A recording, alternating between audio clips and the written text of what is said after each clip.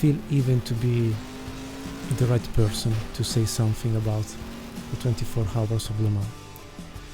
But we had the episode number 6 to complete.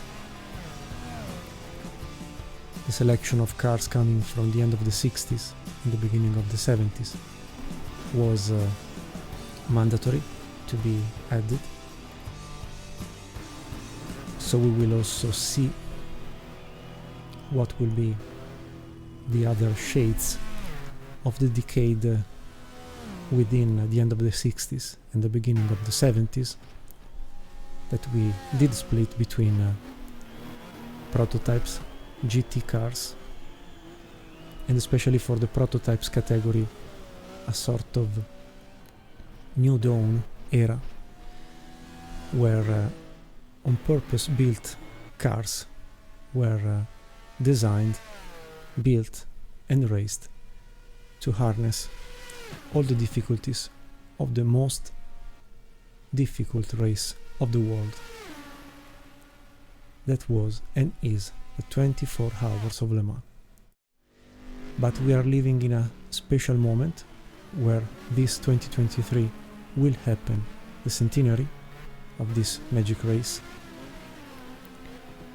And I'm also happy to see that maybe from the qualification number 1 running on our screens, there will be the risk of rain, something that at Le Mans, I was reading this morning, happens more or less the 65% of the time. So because I'm going to attend also the race, finally, first thing I've purchased this year as soon as the tickets were available, I'm so happy to prepare myself into an incredible challenge of 4 hours driving a prototype of those years, challenging with a 3 liters engine, similar prototypes, but also more powerful 5 liters sports car that may be launched for the first time in the history of motorsport. Very big monsters, designed to really raise the bar of performances of cars on 4 wheels, yes, with a specific body shape, with specific aerodynamics studies, with mechanical studies to increase power of engines 50 years ago, capable already to develop more than 500 horsepower, with materials like aluminum, iron, not for sure Kevlar or carbon fiber back then, but with a refined capacity of creating cars under 1000 kilograms with more than 500 horsepower available. I hope to recreate in some way the magic of those periods, and maybe will be an enjoyable race. I will cut down the video as much as possible to kill, let's say, dead moments, even if, as you know, with multi-classes categories available, there's always something happening within an endurance race. Boys and girls, ladies and gentlemen, welcome to the 24 hours of Le Mans for the theme on our iKeysRacing channel community around the world in 24 hours. Season number 2, episode number 6. See you on track.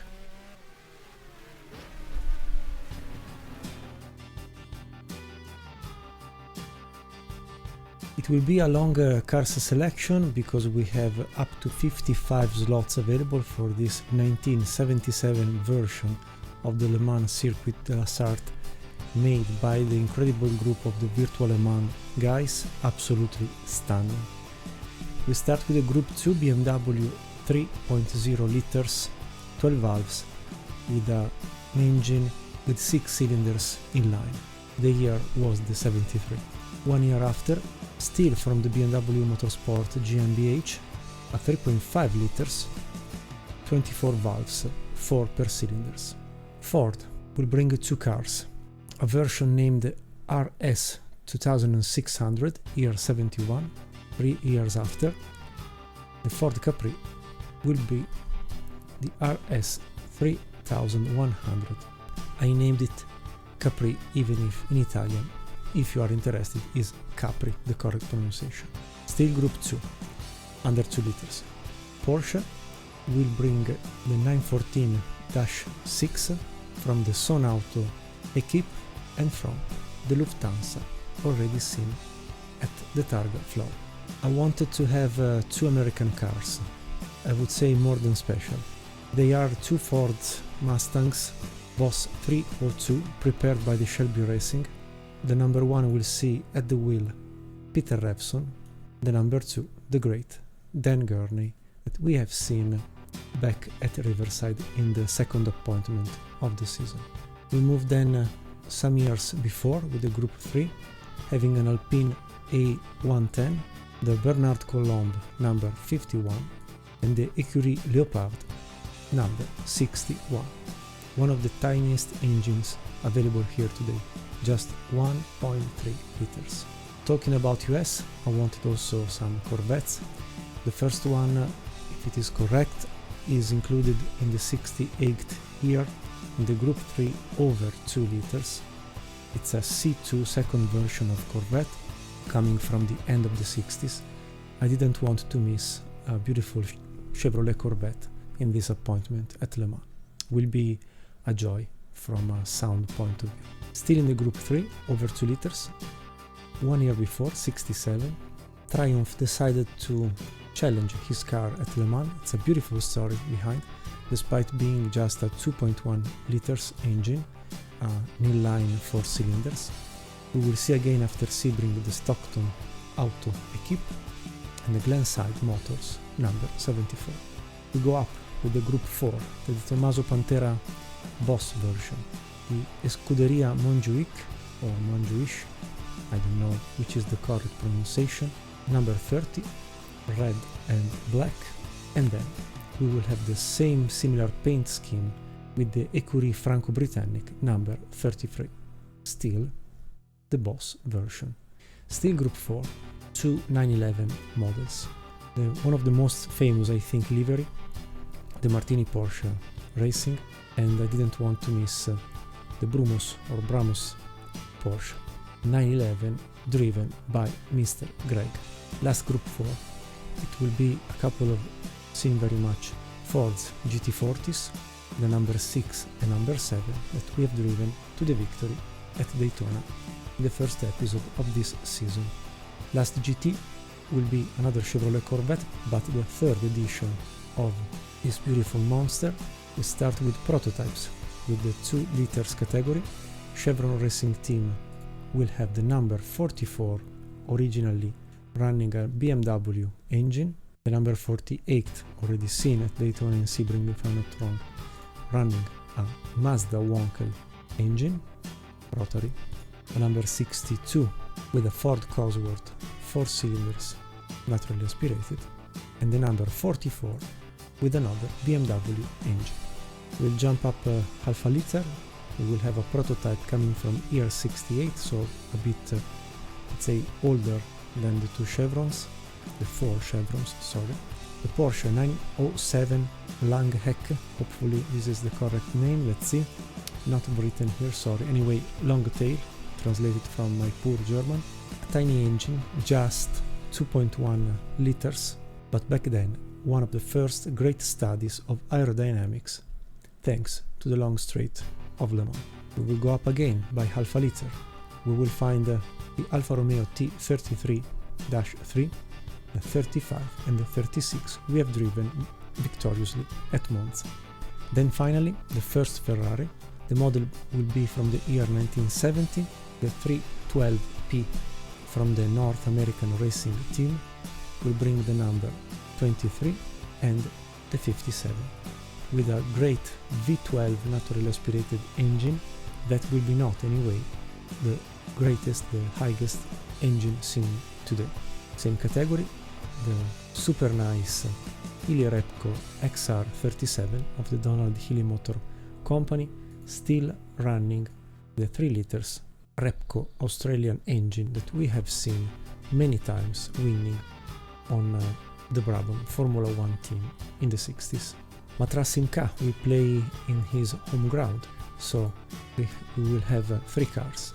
The Jean-Pierre Jabouille Patrick Depailler MS650 number 30, the Jack Brabham François Sauveur long tail, another great example of how aerodynamics was studied thanks to the long straight of Le Mans, and finally a similar model to the one we have seen at the beginning, but this time with the great Henri Pescarolo and Jean-Pierre Beltois at the wheel. Porsche, same category, will bring a 49802. We will have the Martini International Racing Team, driven by Helmut Marko, if you remember, the boss of Red Bull Formula 1, together with another Austrian, that is Mr. Linz.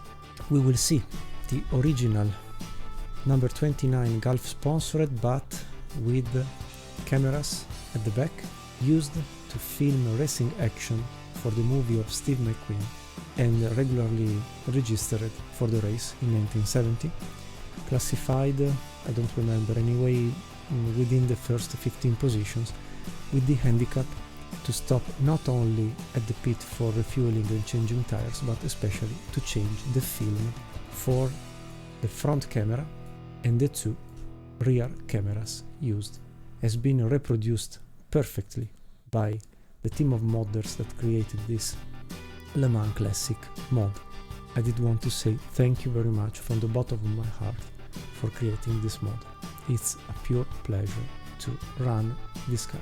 There will be then the Ecurie Evergreen Coca-Cola sponsored, a nice car I wanted to have, and we will race the same model, the number 48, for Steve McQueen and Jackie Stewart, that should have raced this appointment while recording the movie, and because Steve McQueen was a real racer, a real driver, high-skilled, unluckily the entourage, the directors of the Hollywood productions said, you can do your stunts in the movies, you will not race this car at Le Mans.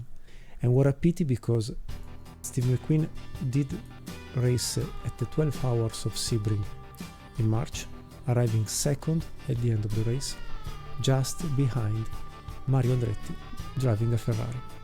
So what a pity not having for real Steve McQueen at the wheel, together with another giant of motorsport, that is Sir Jackie Stewart.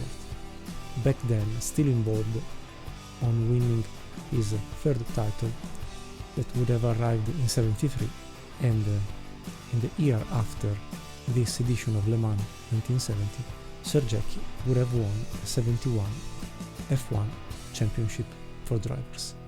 We will race this beauty.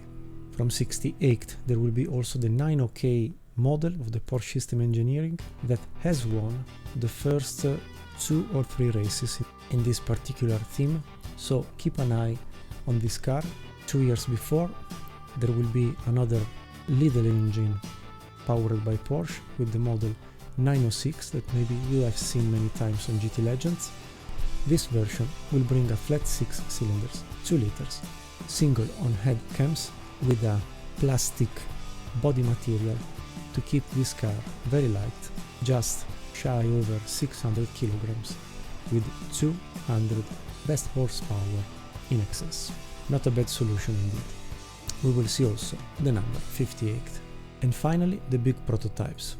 As in the movie Le Mans, as in real life, Ferrari will bring cars officially, but there will be also privateers at the level of Ferrari, running some models. We will have 4 official Ferraris, as seen in the movie.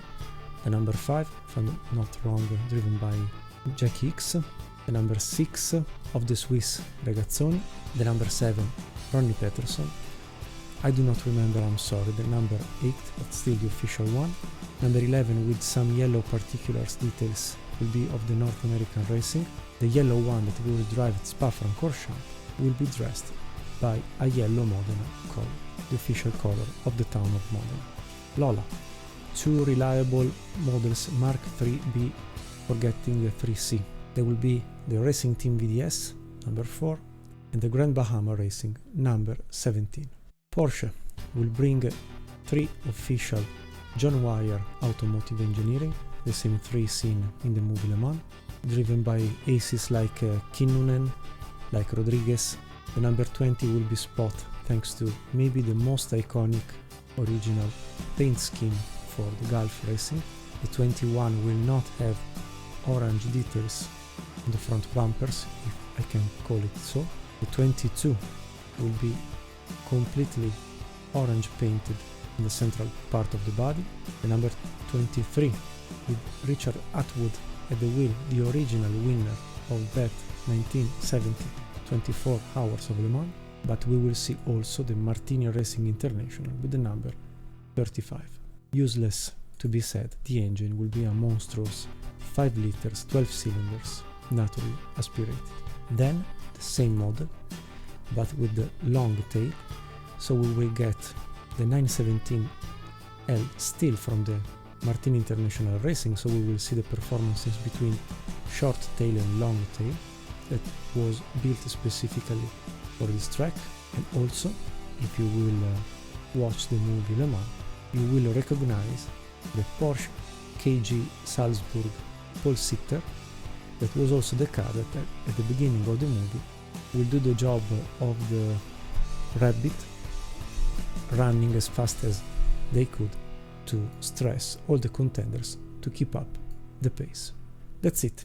I go back to our 908 solar production number 48 and will be our selection for today. We will fake to be Steve McQueen and Jackie Stewart, running 4 hours by a 6 times reduction instead of 24. I don't even know if I will have the strongness in my floppy arms and muscles to finish this race that will be held on the Circuit de la Sarthe, made by the giants of the group Virtual Le Mans with the 77, let's say, paint scheme, considering that we have just seen days ago my Road to Le Mans 1970 edition. It will be with tiny differences for what nowadays we call the Porsche curves, and the final chicane that will be still the Ford chicane, but not a single left-right, will be a doubled left-right. As a summary, we will run just qualification. I will show you in a minute the setup prepared. 4 hours of real race, changeable condition, 4 hours starting at 1500 in the afternoon, 4 hours that will simulate 24 hours, as said, 53 contenders, strength 100%, real aggression. From a realism point of view, I will try an experiment also. We will see the real rear view mirror just to have all the difficulties to spot who will try to pass me, and if the replay will work, we will have 2 cameras on the top of the screen with the rear view for passes and who knows what, and the classic outside view as a sort of TV cameras set. That's it. Simulation difficulty, summary already seen. Wish me luck. I would be happy to finish this car with a P10 final position. Seems something like underestimated, but believe me, in the quick free practice I did offline, this car runs around 300 km per hour. We will pass GTs and small prototypes like this, but with the same attitude, big prototypes 5 liters engine will pass us like this.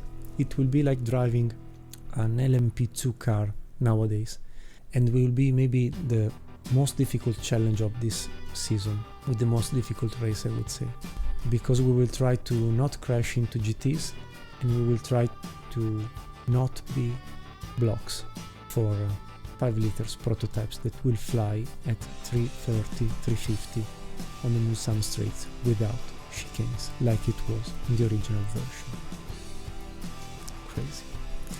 Wish me luck.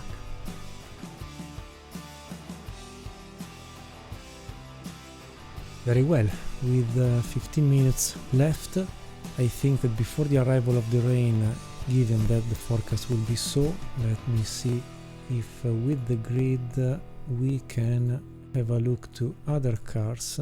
No, I do not see spray from other cars, but at Le Mans, you know, sometimes and very often rains in a particular area, and then you get a dry session at least in another one. So because I don't want to risk to run the qualification under the rain now, and maybe the qualifying too could be under a sort of full rainy days, if you don't mind, I would go on track immediately, just showing you the car setup I've prepared. And this tiny Porsche will be running qualification with just 5 laps of coverage, because I have to just enter a bit into the behavior of the car, just because, believe me, I'm not pulling out all the informations, all the performances, all the possibilities that this tiny Porsche has. So this is the car setup with the soft compound at the front. The front end struggles to go up in temperatures. The rear one instead risks to become overheated very often. So we have a decently stiff front end to force the tires to work, and an average soft rear end. Plus, I've seen already during testing offline that the car has a coverage with the full tank loaded of more than 1 hour. So in the 4 hours race, maybe we will succeed on doing just 3 pit stops. Also because running with some testing seems that the car does drink less than predicted, and it's absolutely a great thing. Could be the key factor against the biggest prototypes of 5 liters, because maybe we will succeed into stopping 1 time less, even if we lack 30 to 50 kilometers per hour on the main straight, the Humadier-Mulsanne straight. For the qualification, the only change I will do will be to move to the soft compound at the rear, just because I will try to really push as much as possible, at least also in the first tentative. Even if with 33 degrees and dry asphalt, maybe will be sensed anyway to keep the hard compound and avoid to overheat tires while pushing for the qualification. They are grouped tires, so we don't have the choice of rain tires. We will just move between, also for the race, hard and soft. Maybe soft compound for the night if temperatures will go down, or instead we will keep the soft hard mixed compound for the rest of the race. That being said, I save the game and let's go on track on qualifying number 1 with our beautiful Porsche 908. Sorry, I forgot. Time to beat. It's I didn't check it before. The first Porsche 908 runs around 357. Wow, 341. Look, the 5 liters. If it wasn't for the chevron 2 liters in the middle here, strange. The other anyway are all 5 liters, and just the Ferrari 312 with the ratio power weight together with the chevron is keeping up the pace of 341, 350, anyway 9 seconds just within the same category. Then this time with the long straight, the 3 liters prototypes suffer more apart from the chevron, and the first Porsche 908 with the movie cameras mounted on top, Lynch Williams, are running P24. Yes, let's say 4 minutes. Yeah, 4 minutes could be a decent performance.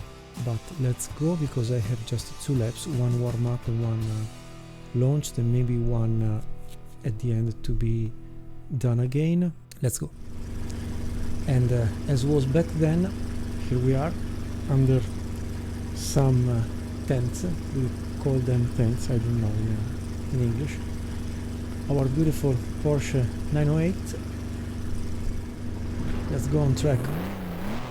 With also beautiful sound. Will be very noisy, this car.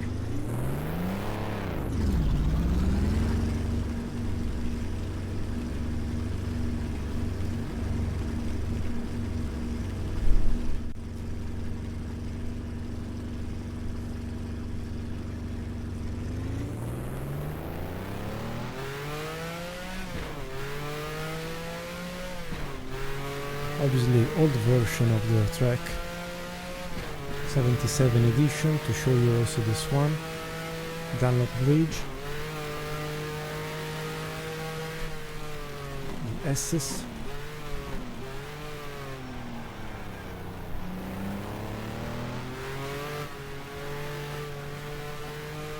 I do hear the sound of rain, strange, but the track is dry.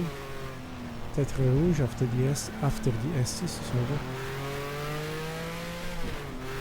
Virtual Le Mans group did an incredible job. Everything perfectly reproduced.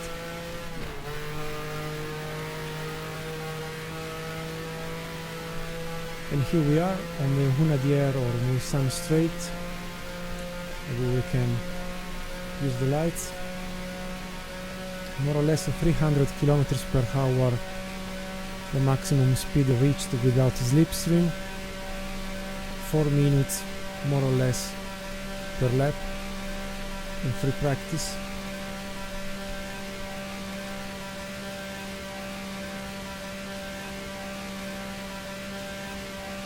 As you can see, rear tires are warming up easily, but not the front end. Mulsanne kink, flat out, sliding a bit.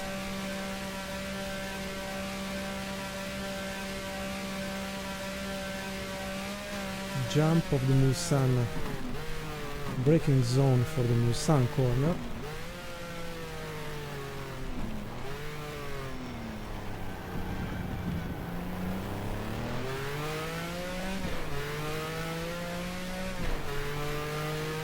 We have a Ferrari 512 in the back. They will pass us very soon. I don't want to block them, so I stay here. I let them go.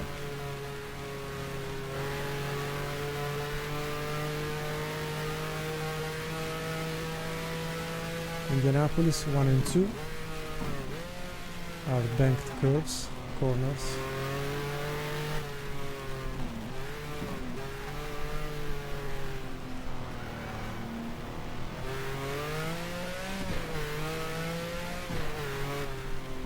Arnage, the slowest part of Le Mans.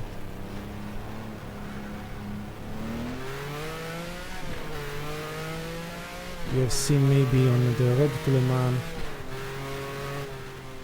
Let's go with the quickest prototype. Come on, baby. No, they stopped for.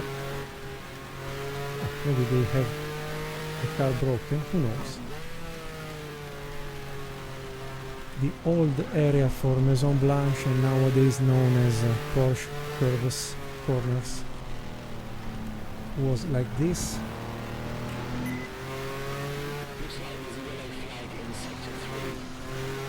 Sorry for keeping the radio alive, but I need to know when I book the pit stop during the race, because I've noticed that my version of the game, if you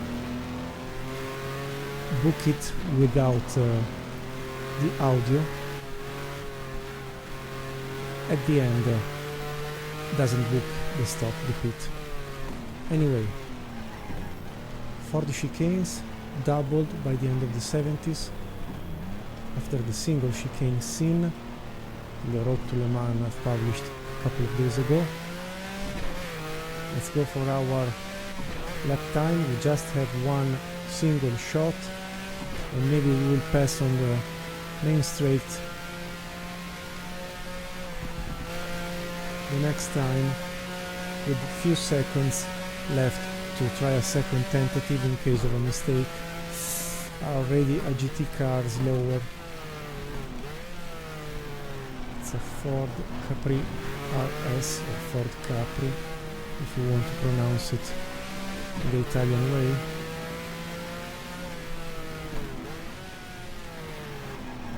They are battling for what? Let's hope to get the slipstream from the Lola T70 Mark III-B version.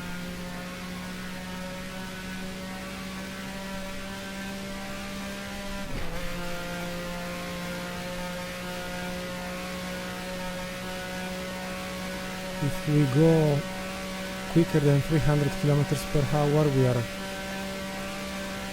getting the slipstream. Yes, very good.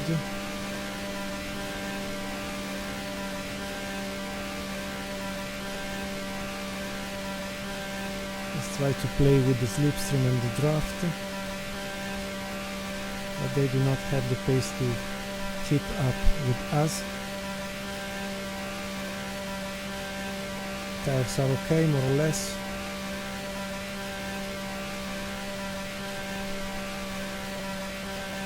Few kilometers lost in the Mulsanne King. The jump.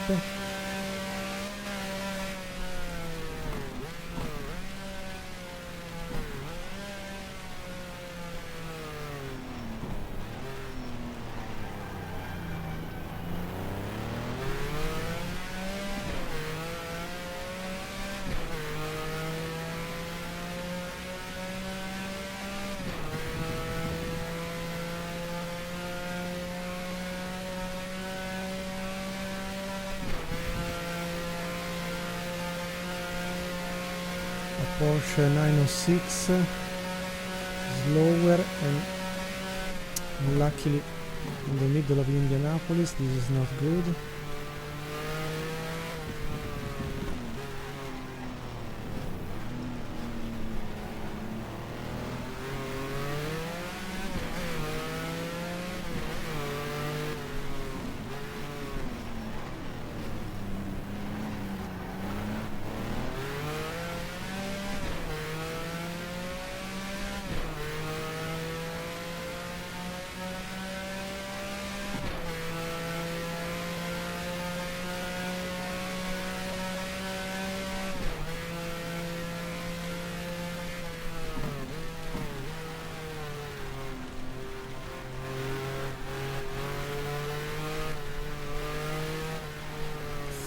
Out of line, no, lot of time lost here, sorry.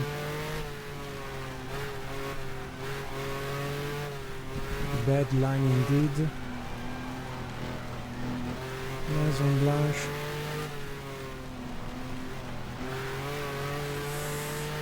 Very bad this section, guys. Oh, the cars slips here and there.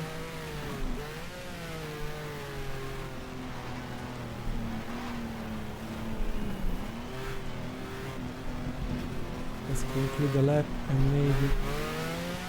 Yes, we have 25 seconds. Okay, P29, 4 minutes 01. Not a disaster, but I could maybe steal 2 seconds in the last area section.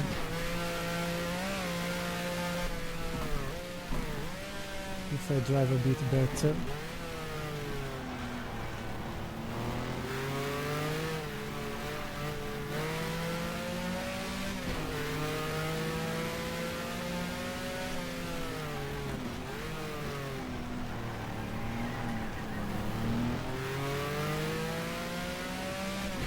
I do not understand why there is the sound of the rain. The track is dry, the asphalt.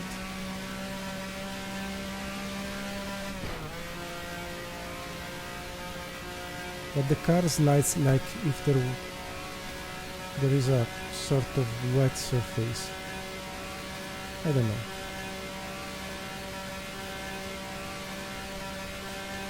No slipstream this time.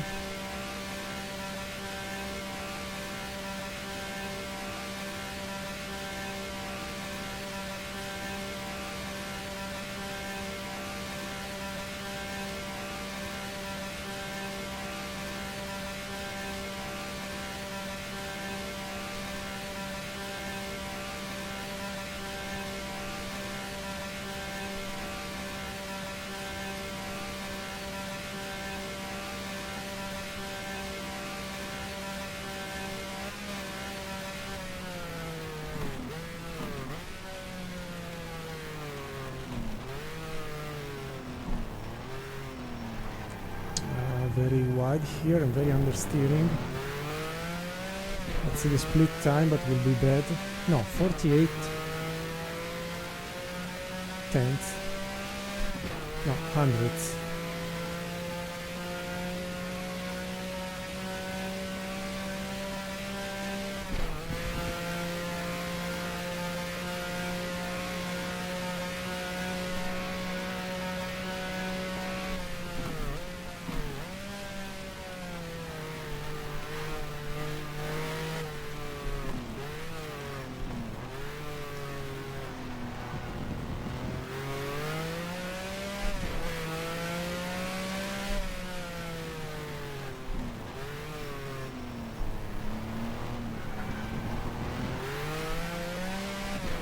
Tenths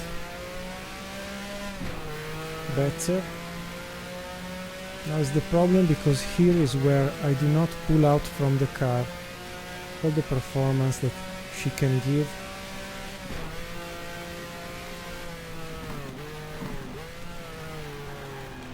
As I said,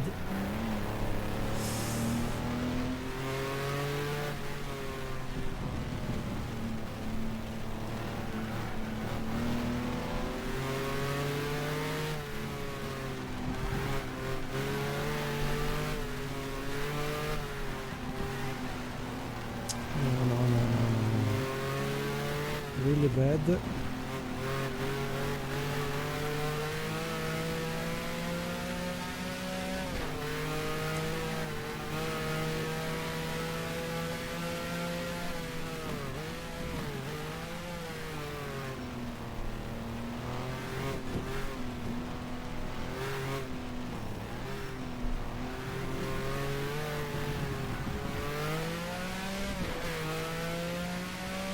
No way, guys, it's P29, more or less close to Alain de Cadenet and Linz Marco, same car but running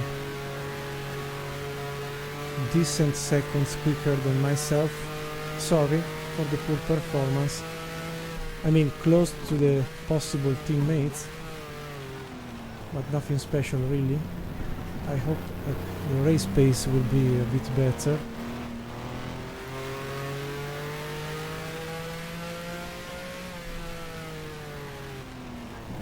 So let's go to see the qualification number 2, if we'll bring the sun, and so a better performance for everybody, and just in case we will retry, but more or less I'm close to what is my usual pace, so really nothing I can do more. See you in the menu. And so as promised, back in the menu, we will accelerate the time just to make all the cars back in the pit, and when everything will be white we will save the session, hoping to avoid the usual bug.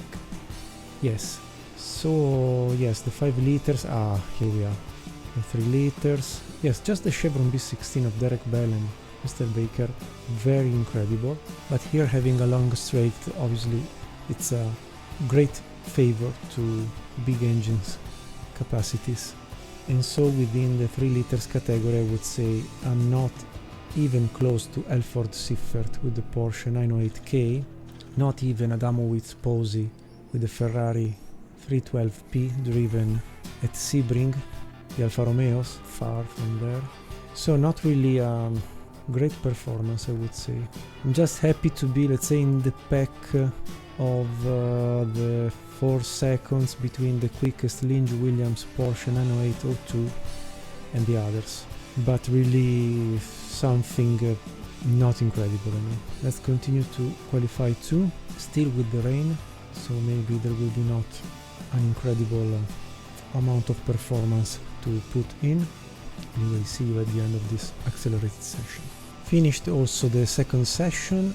Arens Elford with the Porsche 917 Longtail on pole, 3 seconds and a half quicker than Merzario Regazzoni with the first Ferrari, then will be with all the 6 Ferraris 512 Codalunga Longtail running close to the lonely Porsche at the top, but after the Ferraris will be just Porsche 917 Longtail, 908K 917, 970 short tail, the surprising chevron, but given that it's driven by direct bell, it is not a surprise, so well placed.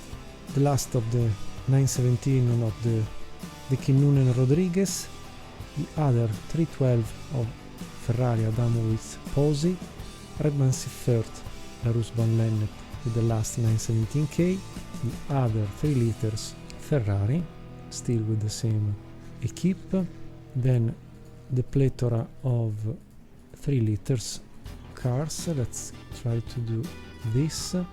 So Ferrari Alfa, Alfa, Matra, Porsche, Matra, Porsche, Porsche, Lola, Porsches, and so on. We are still in P29, even if there's an improvement by Alain de Cadenet. It was 28th, moved to 25th. So I was looking which is the other prototype 3 liters. Elford Siffert, it will be in our subclass, if I can call it so. And then Adawun's Posi with the Ferrari. Again, Alfa Romeos, Matra, okay.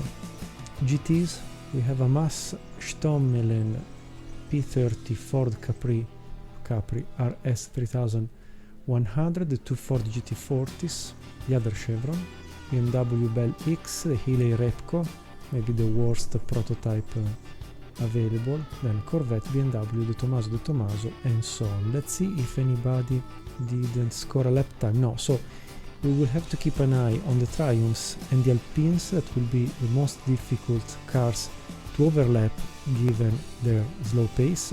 The same can be said almost for the Ford Capri 2600, a bit for the 914 Porsche. The rest will be maybe manageable, but as said, we will be unbeatable by GTs, but we will be more than a noisy presence and boring presence for the high glitters cars. I don't know, I think we will never arrive to P10, but we will try. Would be almost a victory. So we save the game. We continue to race hoping to not find the bug. It's P29, fine. So in the garage we reload the car setup. We increase up to the maximum available to cover as much as possible. We will then understand with the first stint if and where we will need more or less fuel, because to be fair, the car should drink less than predicted. So with this different approach, especially in the night where generally you can attack more given the fresh temperatures, we should cover 4 hours. Let's do it. Let's load as much as possible. With the first 3 stints we will be with the 3 hours and 42 minutes. If the car doesn't drink too much, maybe we can avoid the last pit stop, but we will see. It will be a 4 hours race, as said. I will not stop to drive, I will do it recording straight directly 4 hours. I hope that at the end of this race the replay will be full. If it will be not full, I will insert it as soon as it will be available, but I hope for a complete 4 hours replay.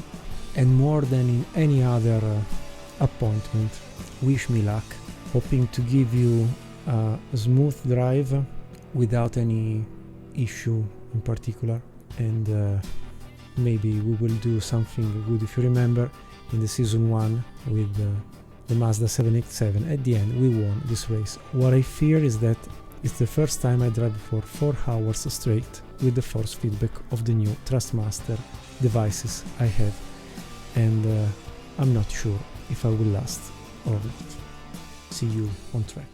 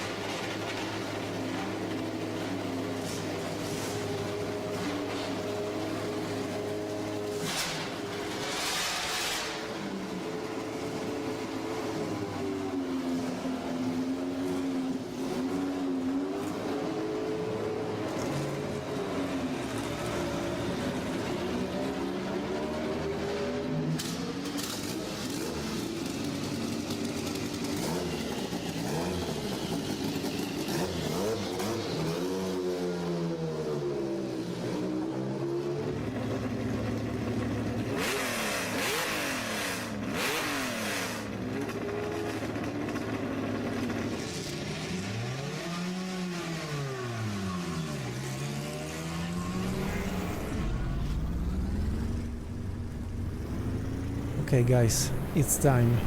4 hours straight. I will shut up and we will listen to the national French anthem. Then we will switch to the last part of the track to start the race.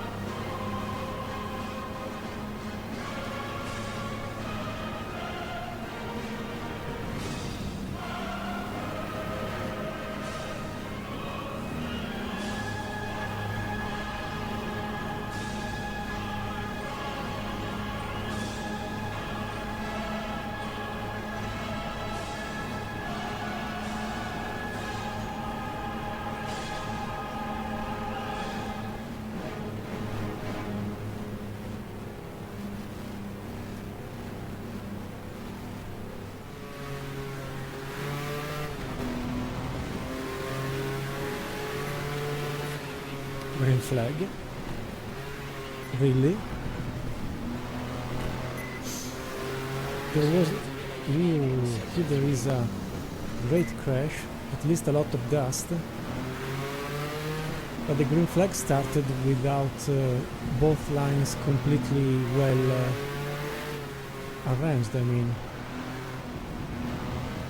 the right line started to pass like in Italy on highways when Italians do it better. Anyway, we are in the race. No more excuses. 24 hours of Le Mans on iKeysRacing channel is on the go. And we start with 47% of reliability, nice. Not a good news, but let's try to get our pace and then we will see.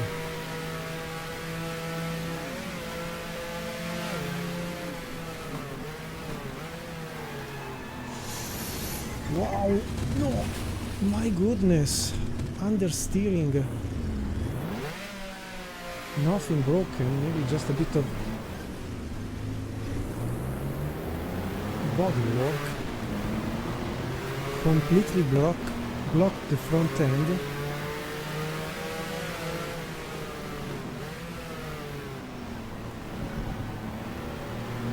The tires were not cold. Wow. I was completely surprised, but at this point maybe we are almost last, so I could have saved the 20 minutes of qualifying.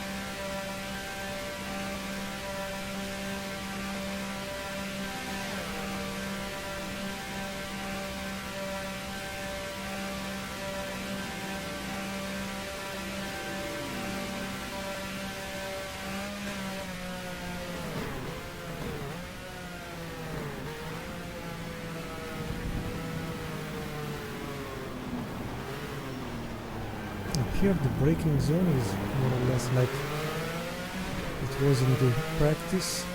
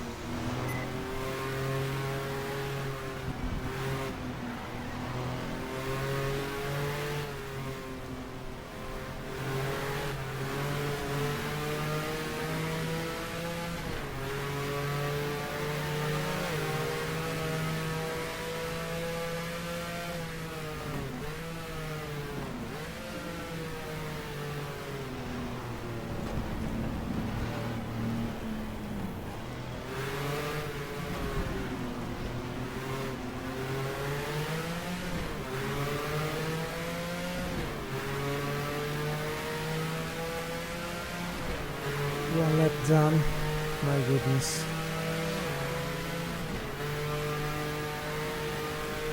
It will be a total of 50 laps more or less in 4 hours.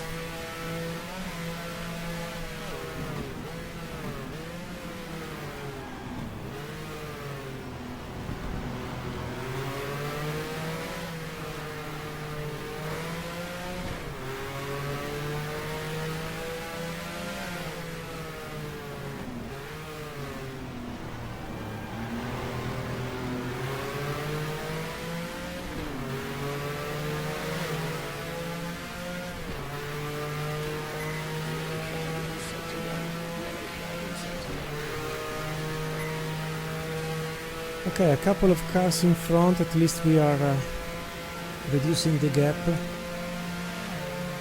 And let's try to signaling our arrival to the GTs especially. Difference in speed is sensible.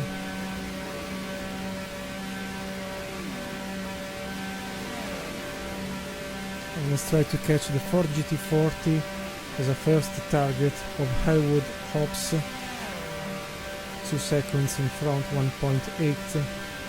We should have similar top speed, but our handling should be a bit better.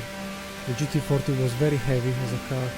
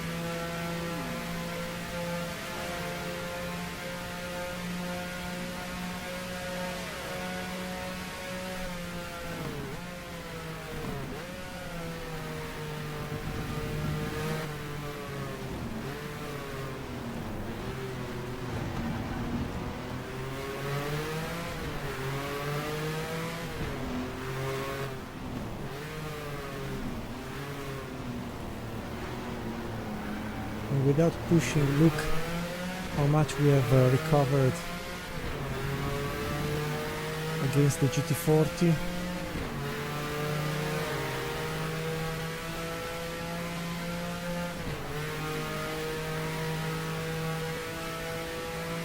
A bit of dust in front, someone crashing, or at least exited the racing line.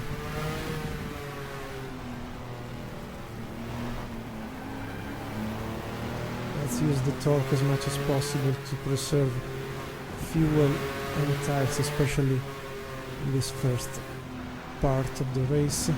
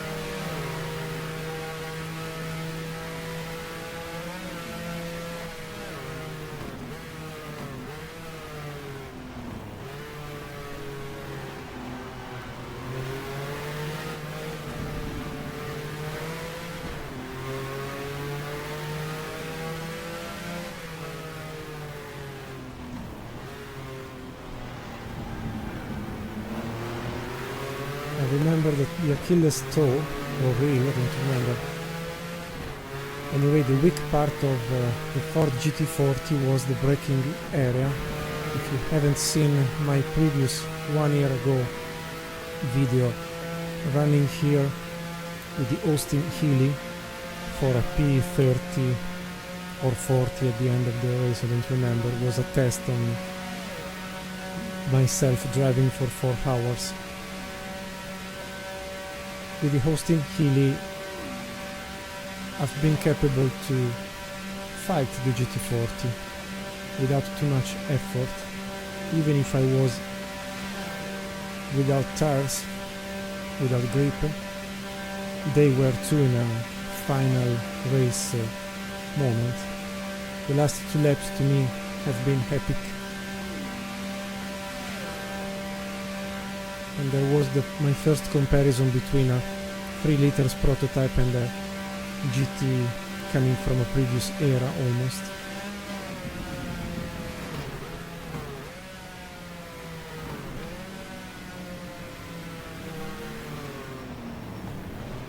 There is also a heavy Corvette in front, but we already suffer understeer. But there's nothing I can do, not changing wings and not changing brake balance.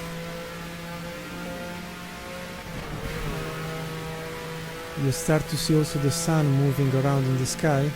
Every 10 minutes will be like 6 times more, a full hour.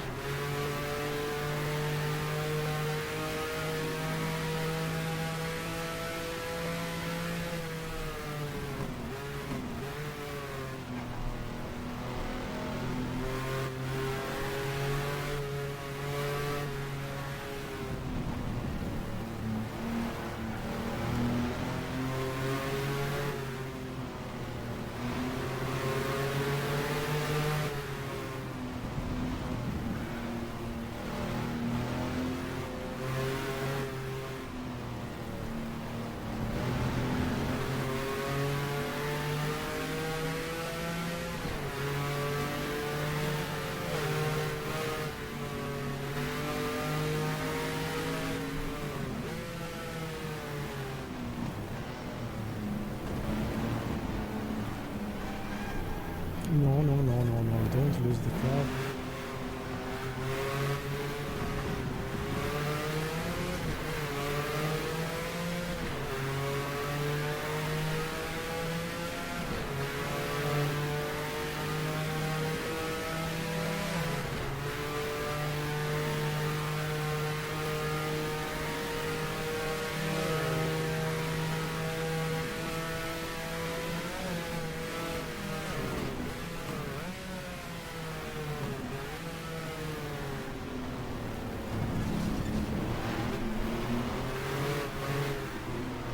Much they struggle with their weight. It's time to pass them. Maybe with a dive bomb. Yes, maybe yes. Good. Let's catch also Mr. Morgan with the Corvette. Maybe taking advantage of the slipstream. While in the back I've seen in the rear mirror a red figure. Could be Baker Martland P35 with the chevron D16. That would be very, very, very strong. Light, powerful enough, consuming less fuel than any others. The Corvette in the target. Before the kink, I don't like it. I don't like it, I like it. Yes. The next GT40 is Jackie X, Jackie Oliver, possibly.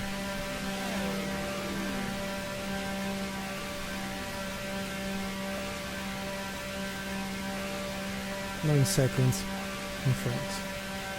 Ahead. 20 minutes gone.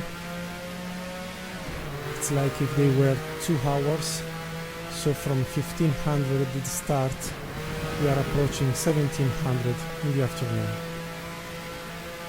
6.9 seconds from X Oliver with the other Ford GT40.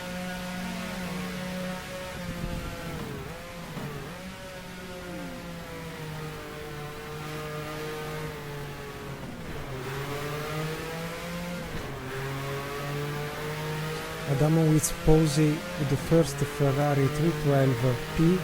There was a black smoke, maybe they retired. There's an Alpine exactly in front of us in the racing line. Passed without problems.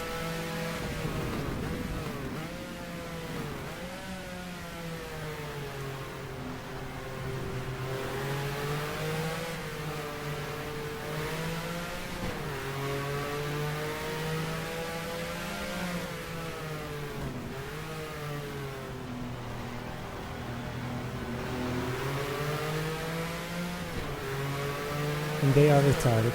P35 in grey, top right corner, Adamowicz Posey, was a prototype 3 liters Barrett contender.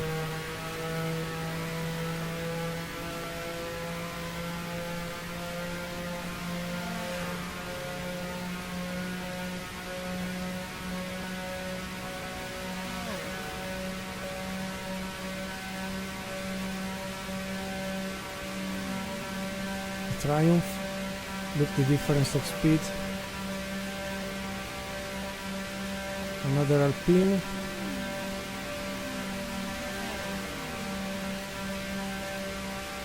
And the pale blue car in front of us, this tiny, small, pale blue or grey car, is a Ford GT40 of X Oliver for a P29.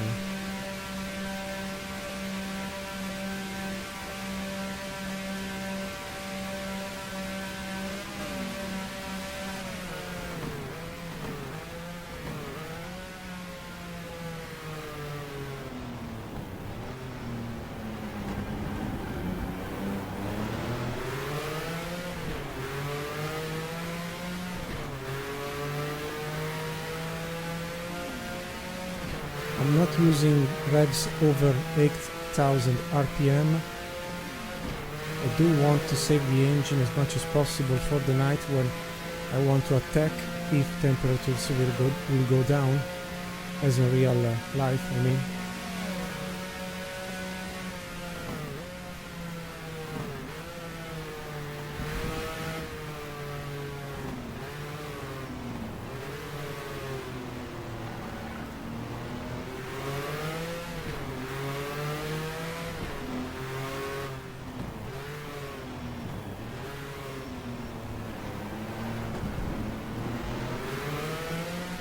Let's see if we can fight with them here. They should be slower.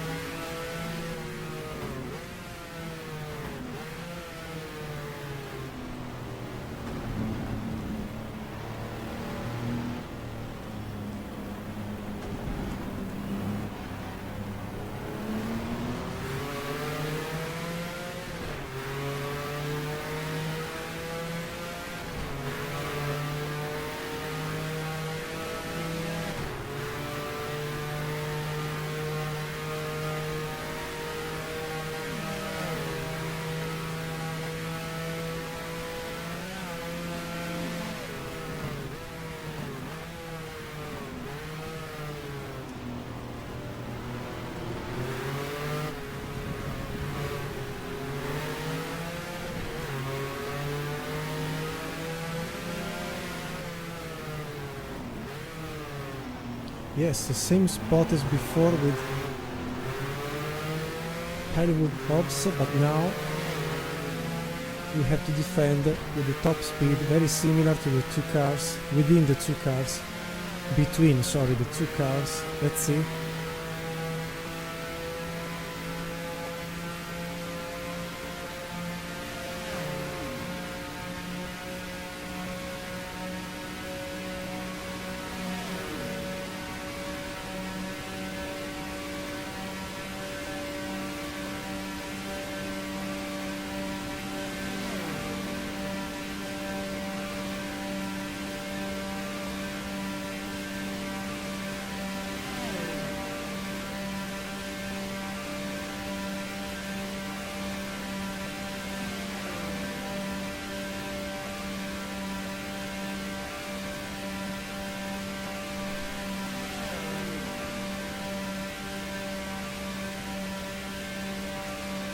Another left car in front, but we resist with the top speed, good.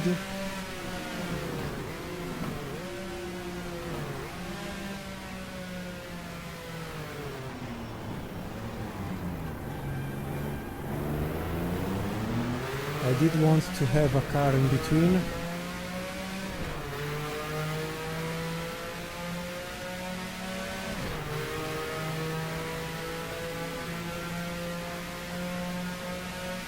Hoping that she will, as an overlapped car, make X and Oliver lose a bit of time. Now in front, still Jackie X, but with Derek Bell, with the BMW 24 valves CSL.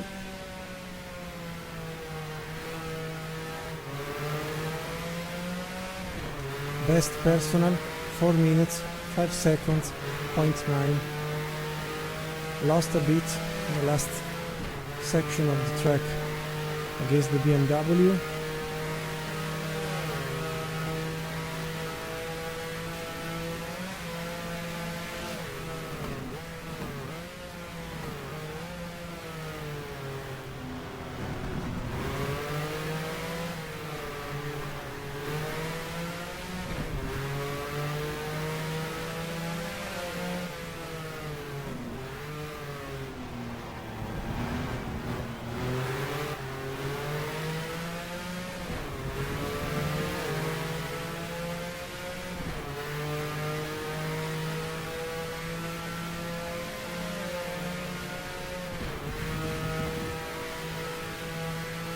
already 150 seconds far from the leader Kausen Larousse with a Porsche Martin International paint scheme.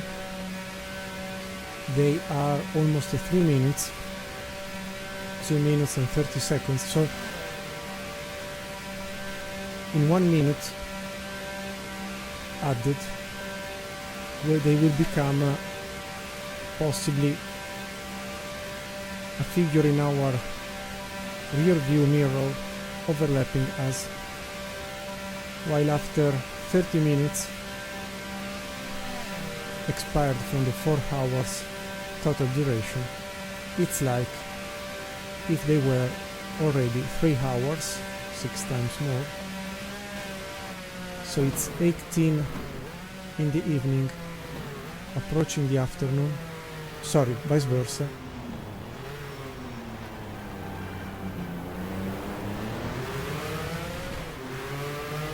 So it's 1800 in the afternoon, approaching the evening.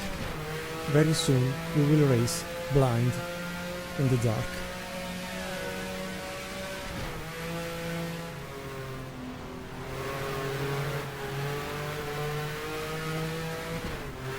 You may notice the difference in Maison Blanche compared to the 2 episodes of Road to Le Mans.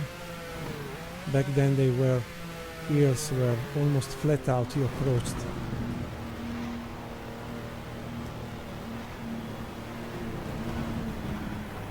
Maybe the most difficult section of the track. Personal best 4 minutes 4 seconds 0.6. The car seems to behave decently good, losing weight of fuel.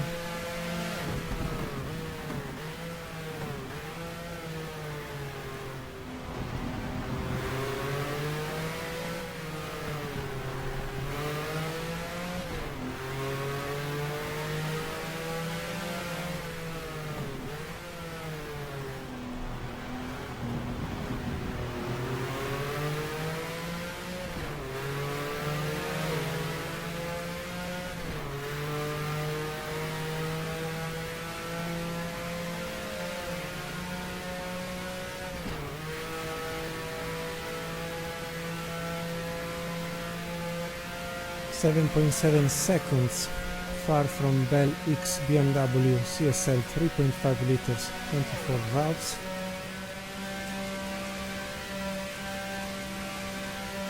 It could be Bell X, yes. The black car in front.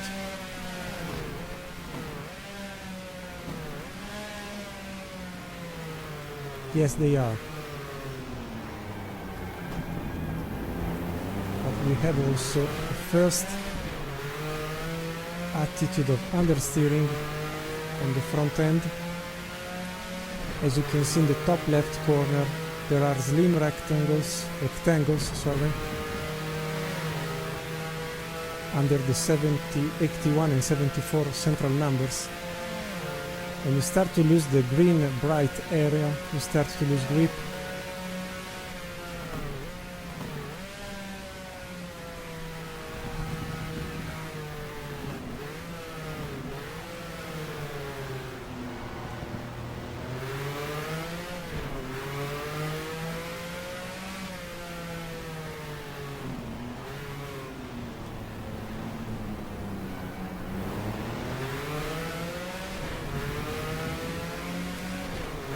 How slow were the muscle cars back then in the 70s. A lot of power but a lot of weight, and the handling was an issue compared to European cars.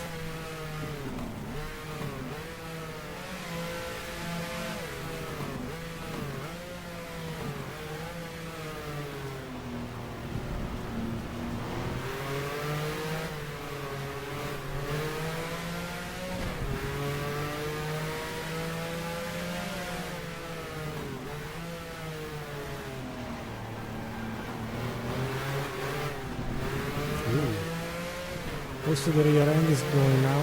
It's going away, sorry. Now it's going away. Now let's see the top speed. If a 3 liters on a prototype weighting 900 kilo, no, sorry, 750, has a better output than a 3.5 liters but on a heavier chassis. Yes, the top speed is in our favor. We pass Derek Bell and Jackie X, my personal giant heroes, on the Mulsanne straight. While 40 minutes are gone, 6 times more is 240 minutes. So technically 4 hours gone, it's 1900 in the final part of the afternoon, becoming the evening.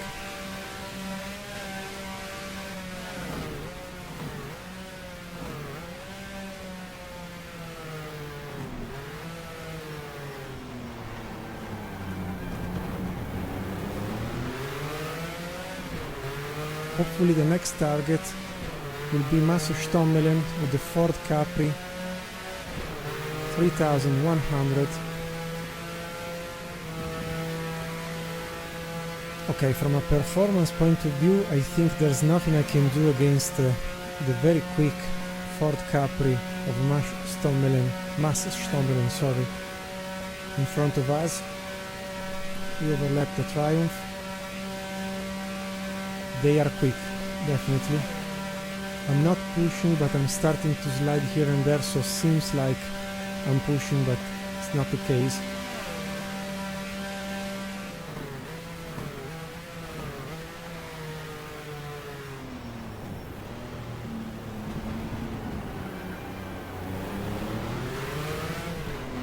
Two liters Porsche, a 908 or 906, I don't remember, sorry.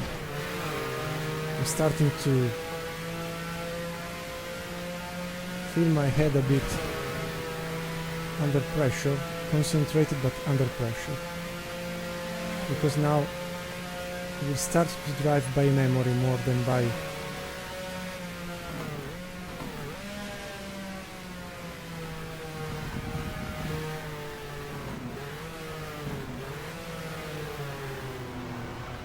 viewing currently and actively corners and braking points. While Massenstommelen, I've noticed now, are in the pit. Maybe the first pit stop. In front, Alain de Cadenet with the same exactly Porsche, exact Porsche 908, the number 40 sponsored by Coca-Cola.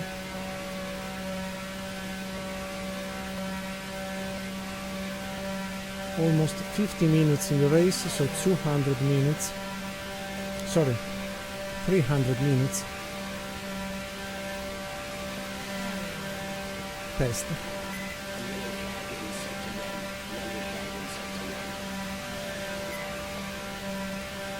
So it's 5 hours, more or less.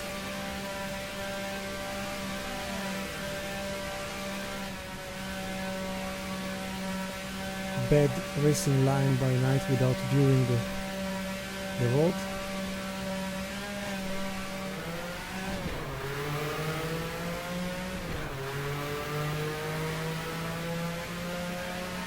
Jackie X and Peter Schetti retired. It's one of the Ferrari 512 long tail. While we approach the 5th hours of race, so it's 2000 in the evening.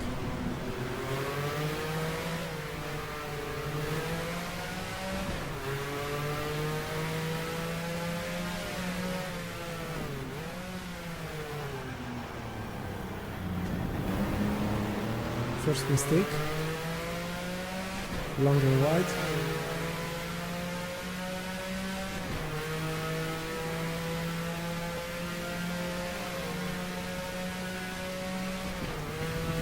and I was doing a mental calculation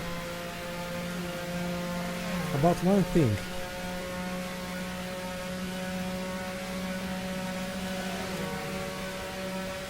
With half of the tank used, from 120 liters down to 60 almost, we covered 13 laps that in minutes are 52 minutes. So yes, definitely the car can cover more than 1 hour of race. It's a good point, because I'm not gaining too much against Alain de Cadenet, still 29-30 seconds.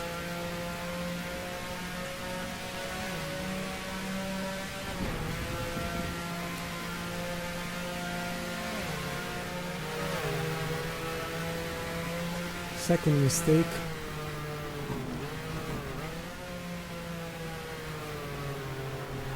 As soon as you start to push too much, the car tries to kill you.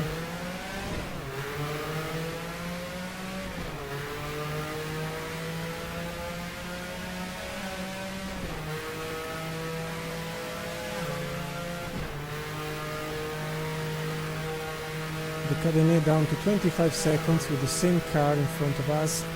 Not bad.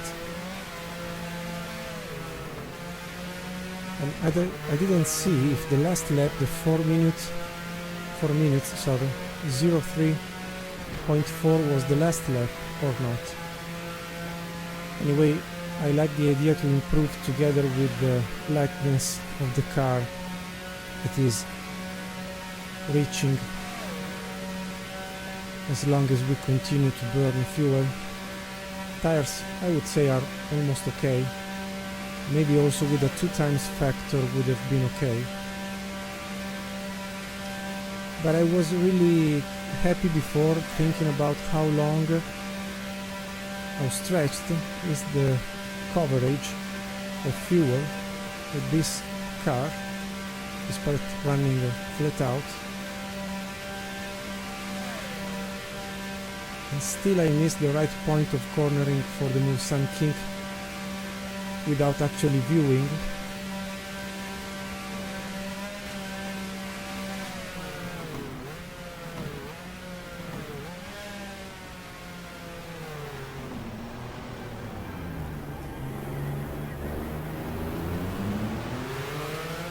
First sign of mistakes.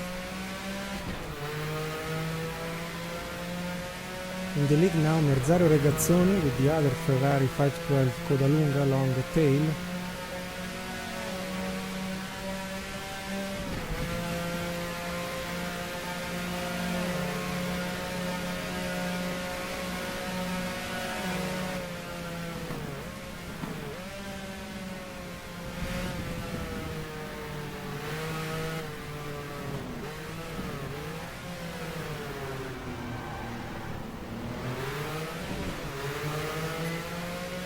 New best personal, 4 minutes, 2 seconds, 0.8.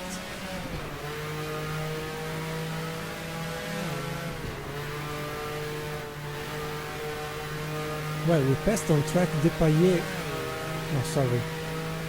Jack Brabham and François Sever with the Matra exiting from the pit. Same category cars, prototype 3 liters.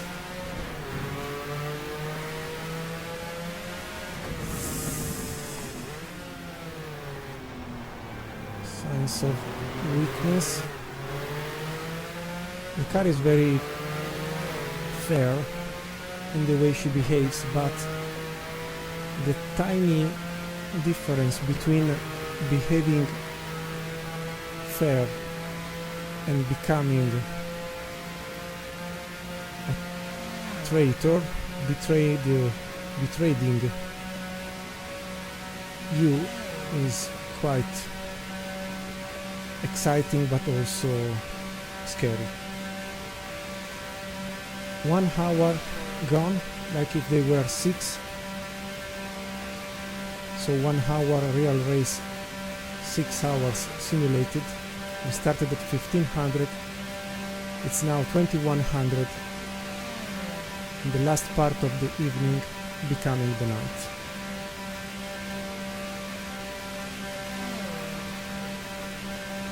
Oh, finally got the Mulsanne kink correctly taken.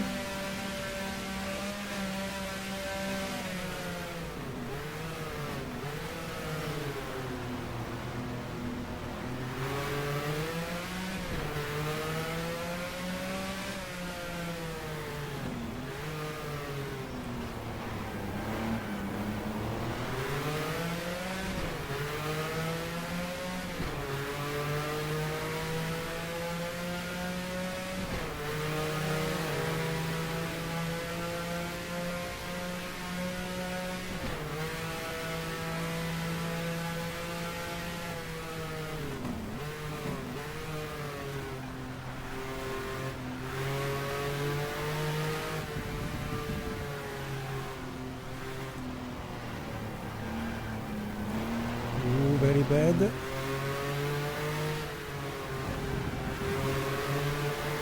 Where is the Matra?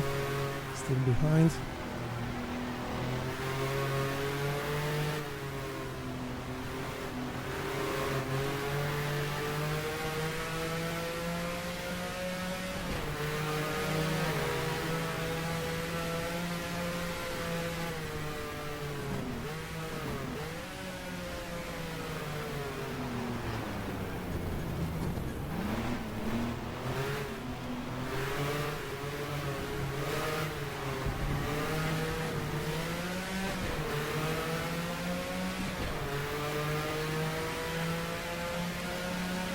Very difficult with this rear view mirror understand where the contender is. Plus I'm starting to slide here and there. And they pass, it's okay.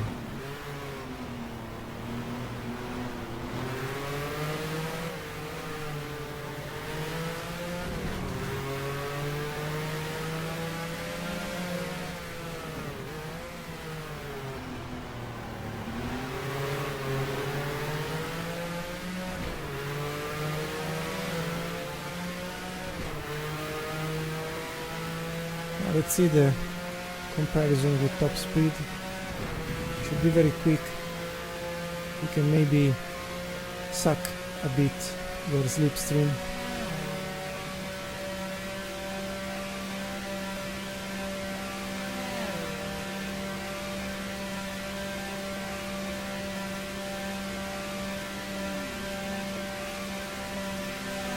Here they go.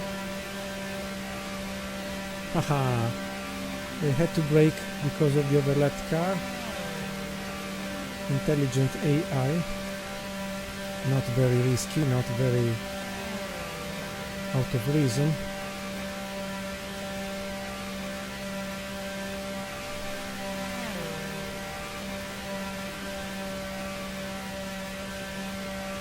It's first sign, second sign, corner the car. So 1, 2, corner. Before the third sign at Mulsanne.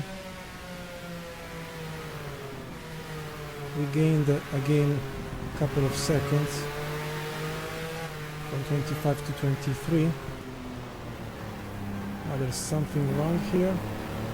Okay.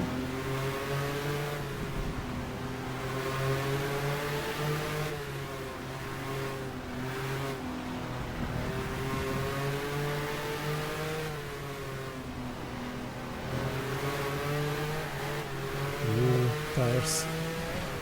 Will I resist for 8 laps? Thank you. Thank you. Very fair, guys. Very fair. Thank you very much.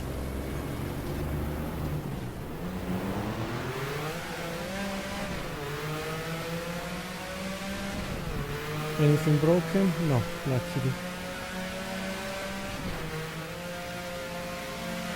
the cadenet down to 4 seconds, point 2. They did a mistake, or they were maybe the yellow flag because they were in front of the Paillé Jabouille P20. Now they are 4 seconds far, 4.5, with the same strategy, so they will be also a car to keep an eye on for the fuel consumption, while a new leader, Courage de Adamic, Pierce Courage Andrea de Adamic, pitting now. Next time, next lap, I will count together with you the approach to Mulsanne King. 1 hour and 10 minutes, 70 minutes real, 6 times it's 420.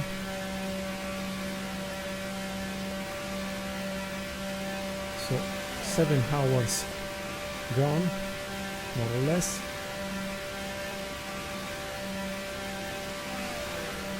It's 2200 in the night.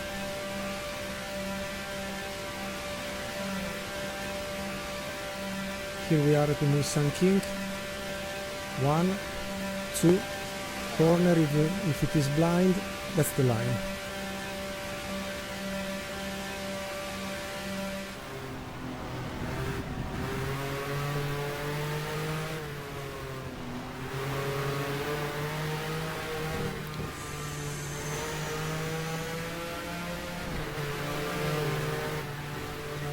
No, tires are gone, sorry.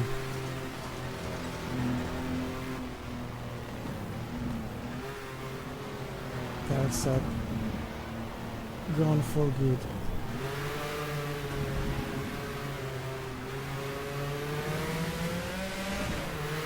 So I don't have to force from now onwards.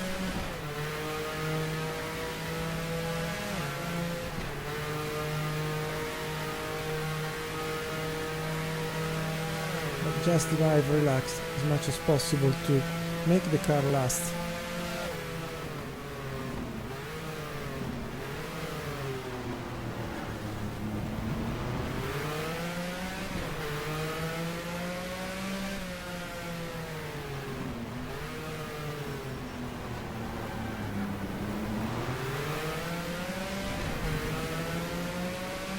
And good sign that the Matras are losing so much time with overlapped cars.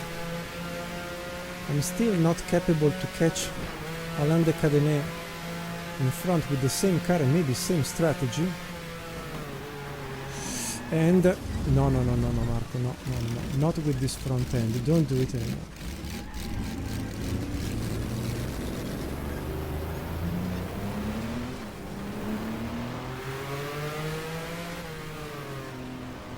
Absolutely not anymore.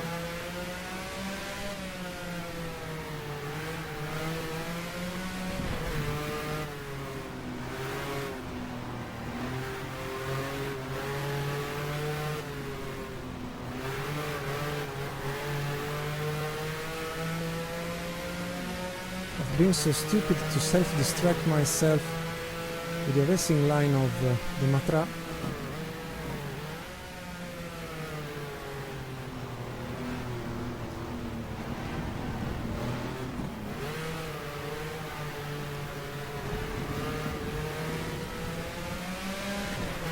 Just lost 9 seconds to my pace, but really a bad mistake, could have been terminal.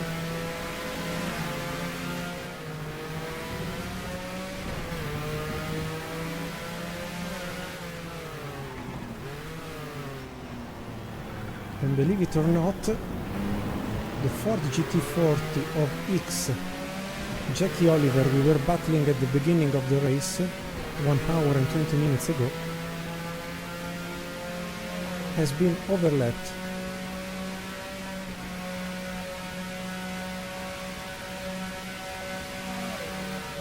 I was reading an interview to Jean Rondeau that won the 24 Hours of Le Mans 1980 as a privateer, building in the garage basically his rondo chassis, rondo car,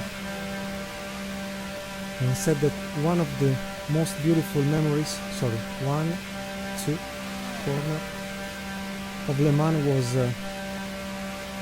on the Hunadier in some straight, flat out by night, with just the sound of a V12 Matra naturally aspirated engine at the back.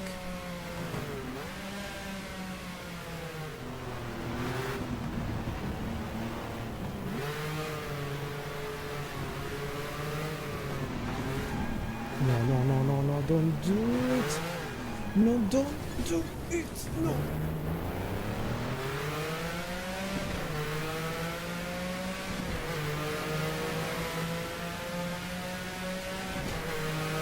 Stupid Marco, pushing so much in first gear. Okay, 1 hour and 30 minutes gone. Hitting Linge William and last corner. Then I look at the classification where similar cars, for what I remember, are pitting now. We have 2 laps of advantage for a sort of better fuel usage.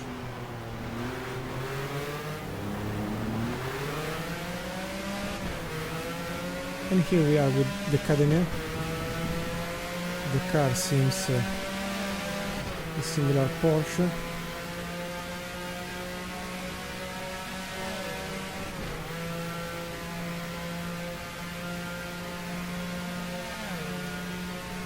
Let's stress Alain.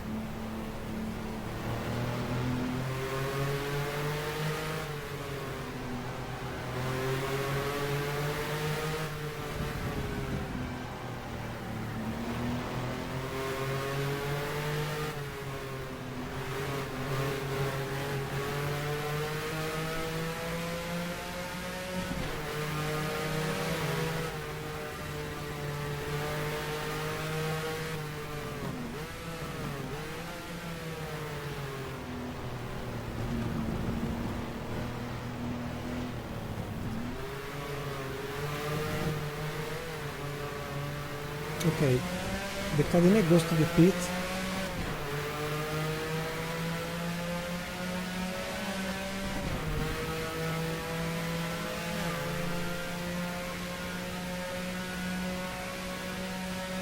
So we will try the undercut. We will try the overcut. 9 hours passed.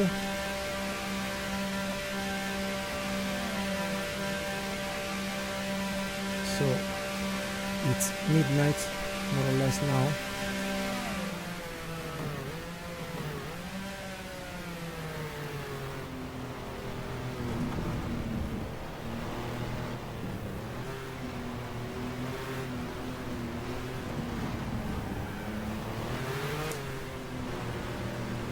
I do not remember where is our pit.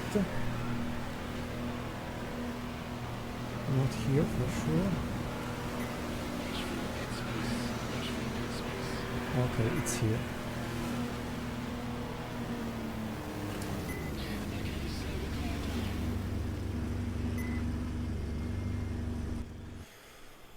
Wow, let me drink because I'm cooked after. Sorry, I will get a decent pause if you don't mind, because I still have 2 hours and 20 minutes to go. So yes, it will be all like this. And I must say, I'm not cooked totally, but it's already becoming not more comfortable as before. The seat, despite being a beautiful orange Gulf orange IKEA furniture chair,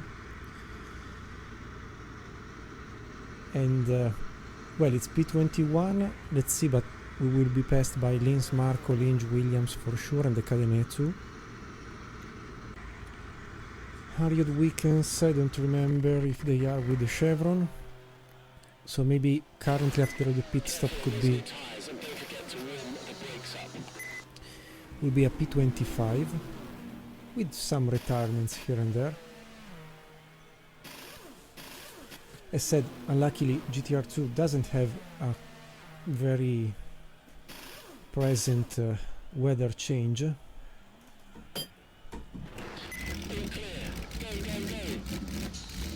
Come on.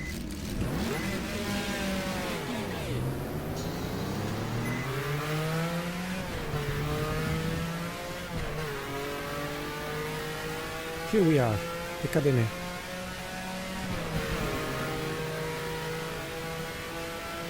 So we are more or less like before.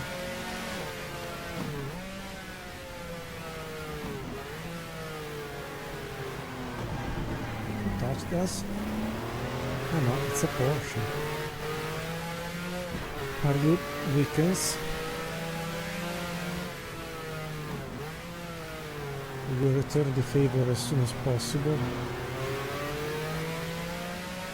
So second stint after 1 hour full. Well, we resisted 1 hour and 40 minutes, right? Yes.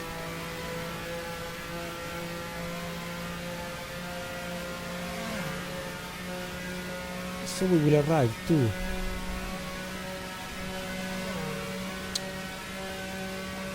3 hours and 20 minutes, the last stint, possibly.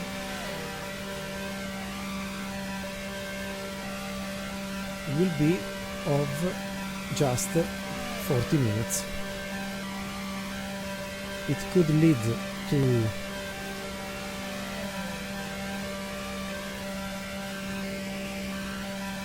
an aggressive strategy for the last part of the race, at least with less fuel loaded.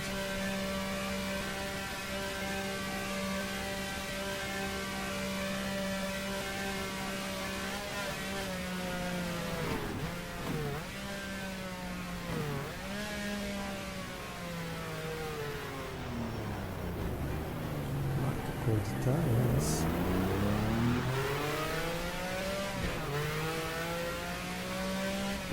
But because it is the night, even if I said temperatures are not going down,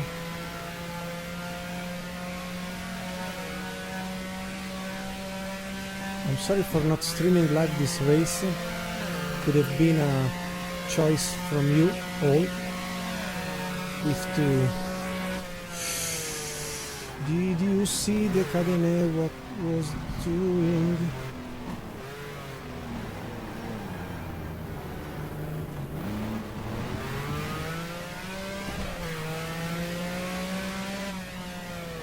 Passed 2 cars in one move, with one move.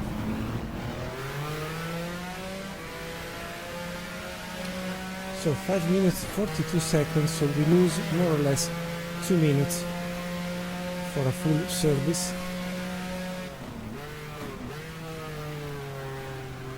I know it's a Ford Mustang Boss 302 prepared by Carroll Shelby, the blue car retired on the left. Seen a few seconds ago. Well, at the back there is a Porsche leader, or not leader, whoever. will pass us on the right, I think, very soon. Yes, look the difference between a 5 liters prototype and our tiny, say so, 3 liters prototype against a 2 liters prototype here on the left. This is, without wanting to recreate it, I would say compatible difference between different engines and classes back then, not dissimilar to today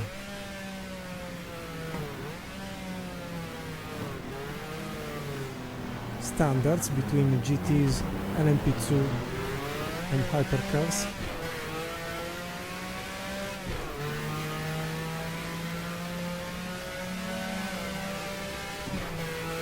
And we have been passed by, I've lost the name,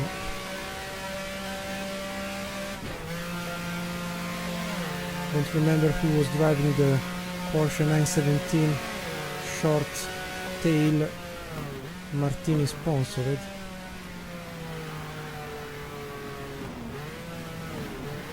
We reached the Lola of a struggling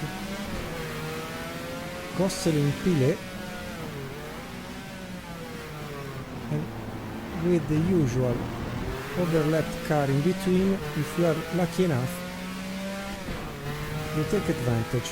And now, if I can resist, I would like to follow the Porsche 917K in front.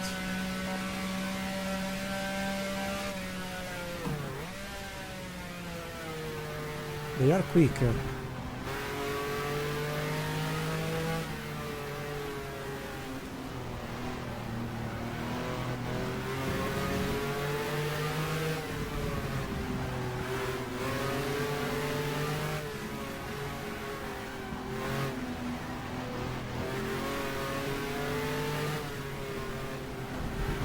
But they could open the way with overlapped cars.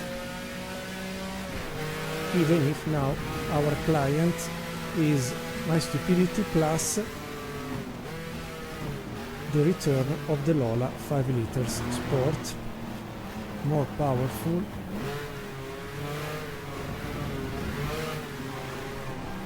No. It will be very difficult to battle with them, especially on straights, obviously.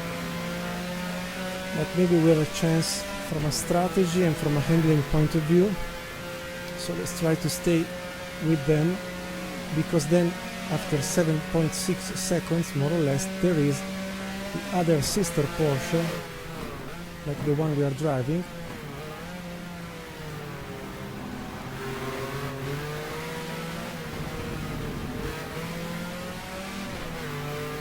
of Lynch Williamson. As you can see, they struggle for the weight, then they go away.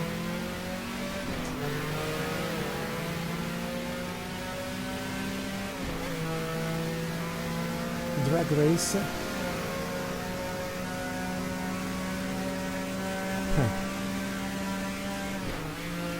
And now I don't have any more a decent power to battle, maybe yes. At least for a bit. There's an overlapped car, luckily. An Alpine, stay there. Good, so maybe they slow it down for the overlapping action. Okay, 2 hours gone. 6 times more is 12 hours, so it's 3 AM in the morning.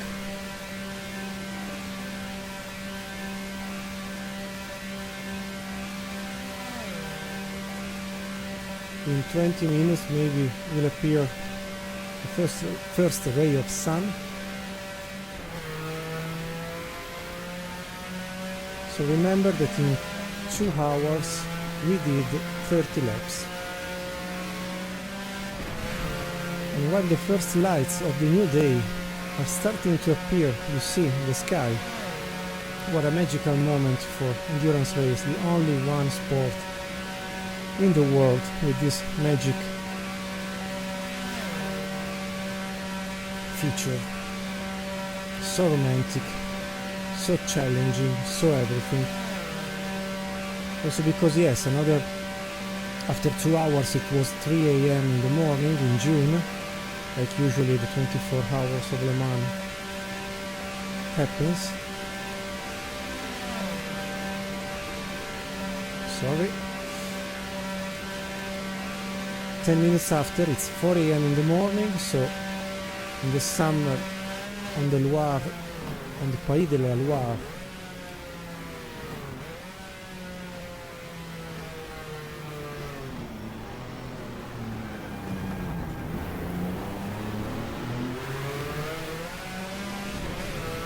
sorry, I didn't see the leading Ferrari. No, Giunti Baccarella P8, sorry. I was thinking it was still the Corvette. I mean, we started the Hunadier Mulsanne straight with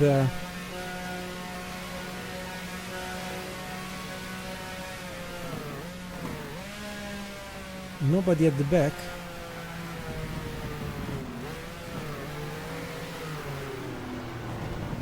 I was trying to catch my teammate. It is the blue Porsche in front, the camera car.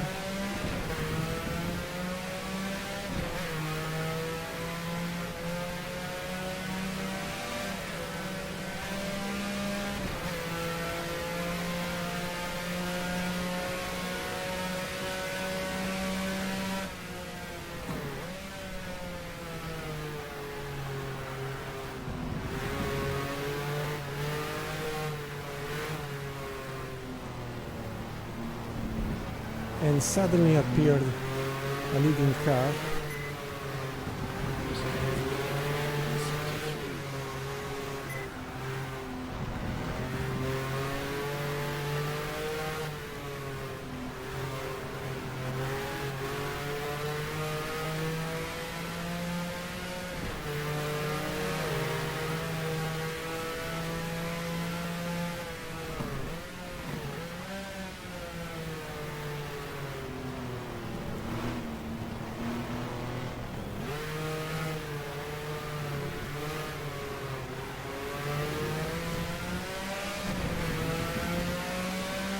So differently from the 24 hours of Daytona I've had the luckiness to attend at the end of January this year, that mainly was raced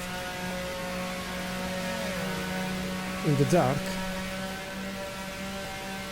So yes, 4 AM in the morning,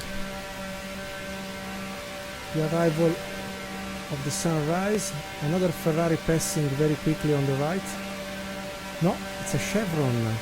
My goodness, P9, how quick they are. It's the Cosworth powered, if I'm not wrong. And I've lost 3 kilometers per hour, so the car is starting to be exhausted, really. Or is it for the tiny damage to the aerodynamics?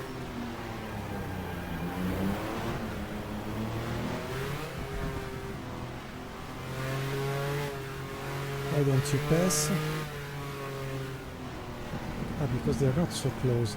It's very difficult with the rear view mirror understand when a car is in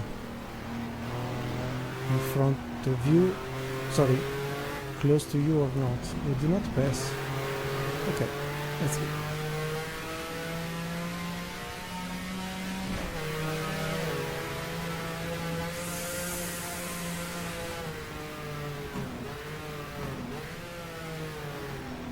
Come on.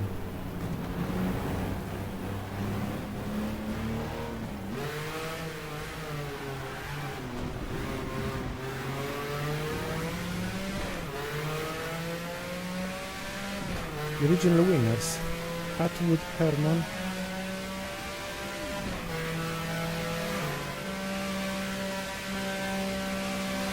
there's something quick of arguing.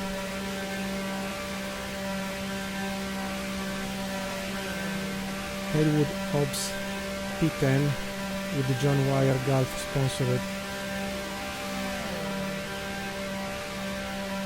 917K by Porsche. Anyway, I don't have any more than 300 kilometers per hour top speed as before. We will see after the pit, because I will repair the aero anyway.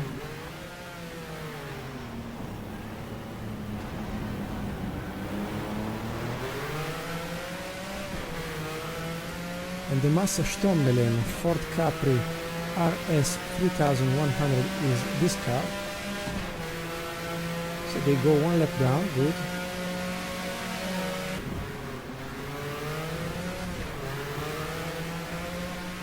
.358.7 personal best now, and we are just 2.5 seconds. Basically the car in front is Linz Marco, the same Porsche 908 we are driving. How? I don't know, they were 14 seconds far.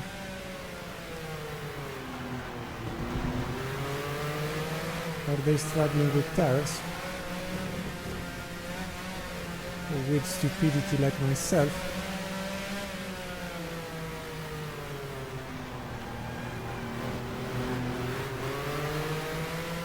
Let's see on the straight.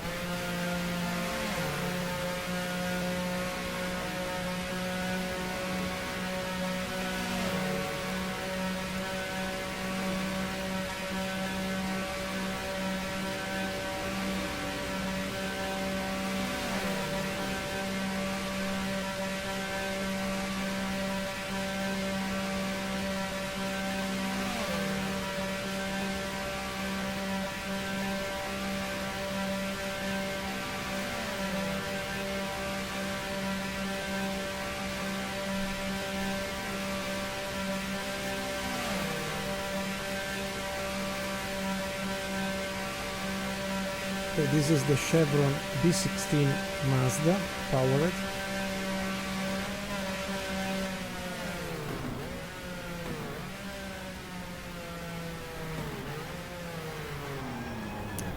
And this is me still struggling with the basics of braking a car.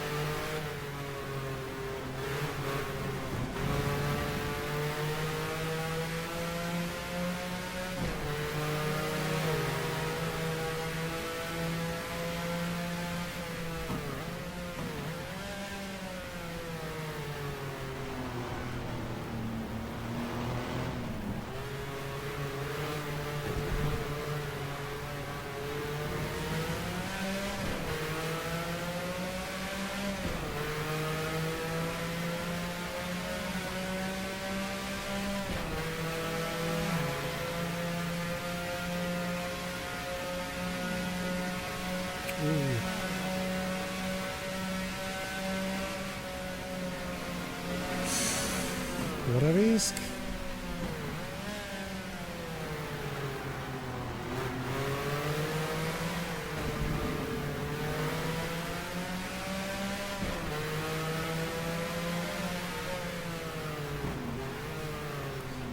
Okay, good morning, sleepers.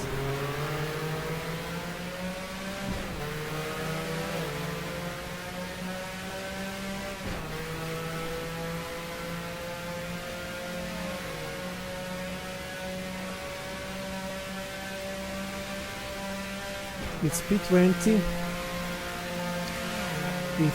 If after 2 hours we reached 3 AM in the morning, with 1 hour and 50, it's what was 4 AM, 1 hour and 40 is 5 AM. We are approaching 6 AM in the morning. I'm starting to feel a bit sweat outside in Italy, just a covered sky with a lot of humidity and the possibility of rain maybe later.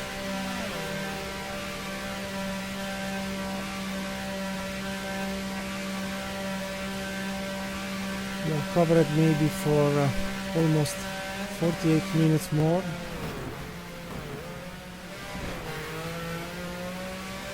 Okay, almost overlapped by a Ferrari yellow colored, the Écurie Francorchamps privateer team.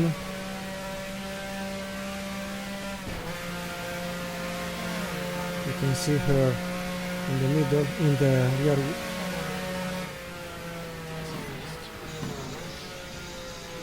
Let's do things smoothly. Then we can ask for a draft. We will drive exactly this car at Spa-Francorchamps.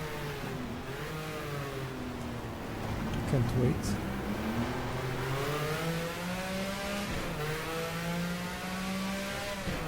And there is a sort of crystal ranking and strategy at this point.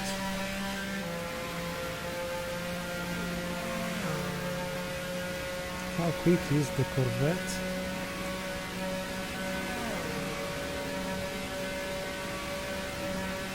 So yes, if I do not screw up the race as I usually do,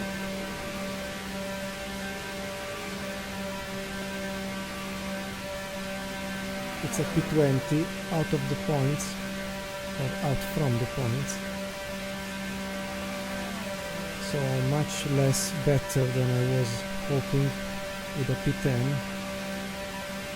Unless reliability will play a crucial role. But I haven't seen so many cars struggling so far. And also I haven't seen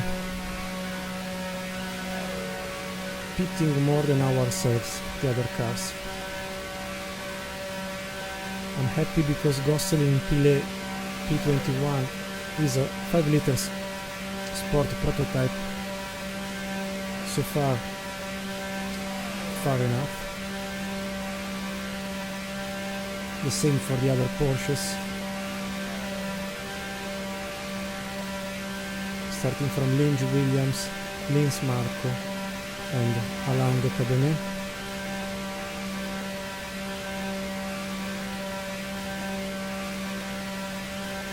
We have 1/4 of lap, more or less. I'm so slow in the last chicane. The car is too rigid, I don't know. The Paillet-Jabouille at the pit, we still have 8 laps to go before stopping for our last full service. Let's see if it will turn out to be something good.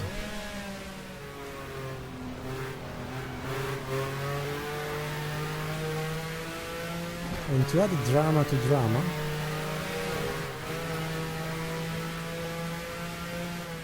because I've promised to myself a commitment of not leaving the computer and the steering wheel even while pitting.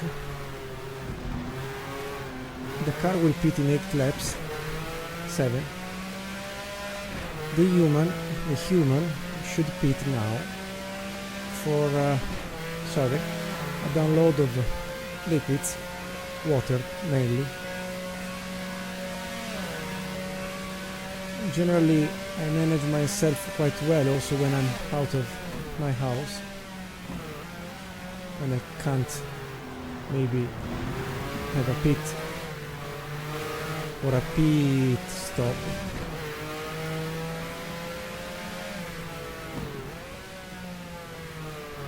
Because I wanted to stay hydrated, I did drink a lot before the race.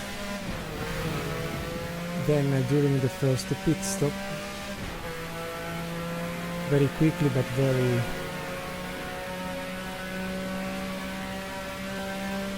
deeply. So now the endurance factor doesn't just affect the car, but also the driver. And once we will go for a full service, it will be just dedicated to the car virtually. I do hope that the sound of refueling will be not too high in volume, because I fear that if I listen to liquid sounds in the next hour, it could be a problem. Okay, we reached X Oliver P30 with a struggling GT40.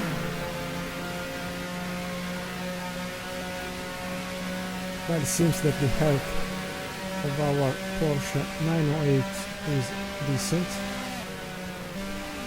A bit less for the vescica of the driver. How do you call vescica? I don't know in English. I will show on screen the picture and the name translated. Because the clock time is ticking 1 hour and 9 minutes of race, so translated is 7 hours virtually. To me seems stuck at 1 hour missing since ages, or at least since I've started to feel the need for speed.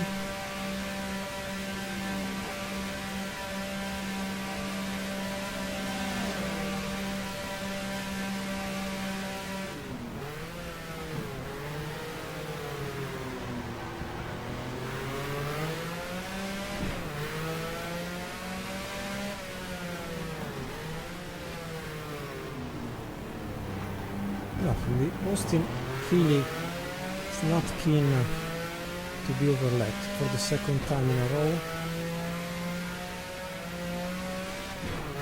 Okay, there's a Porsche arriving of the John Wire automotive equipe,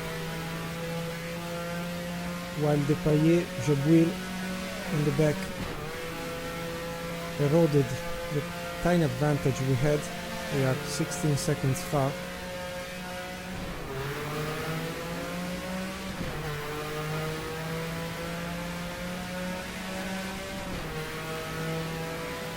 Ooh, look at Brabham Severt. Yes, they are.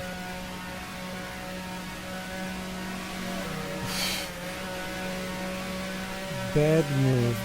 Bad move. They kicked us at the beginning.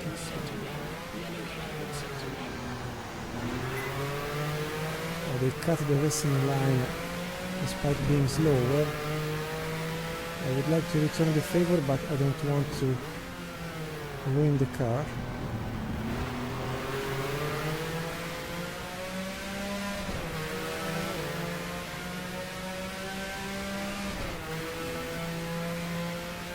Obviously with our stop, last stop, did not happen to arrive in front of Brabham Sever, the Paillage wheel, but maybe we can have a chance with Lynch Williams and Linz Marco and finish P20 would be the first Porsche 90802. Here we are again with the Porsche 917. Come on guys, go before the sun kink. Could have passed outside, but because it's a P18, I mean maybe P20,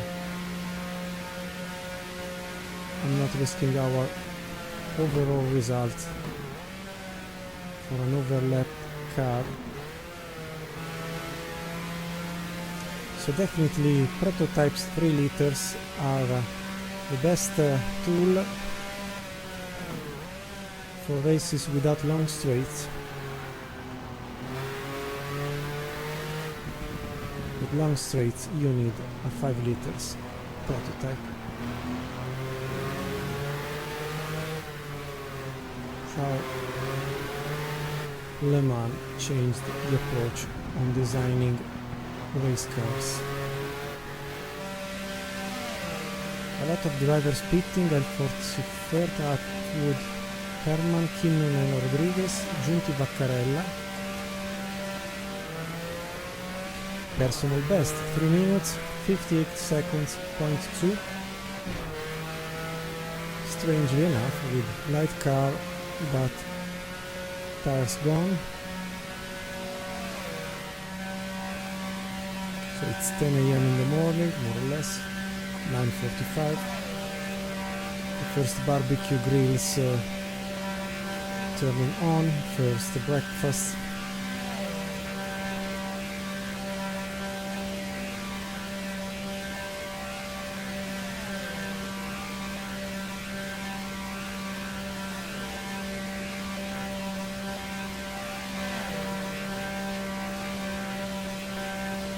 Matra, Brabham Sever trying to pass.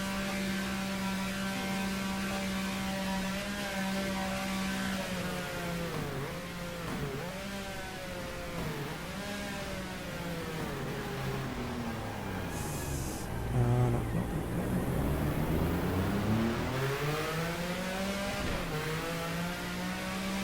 We have a better traction, but when they reach the horsepower, it's another story. So we can just maybe make them lose a bit of time here before pitting.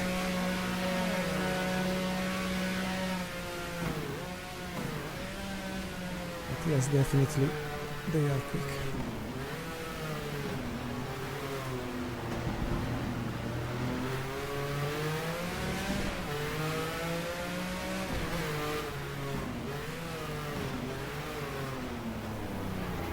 Thank you. Nothing. Today Brabham Sever kicked from the back.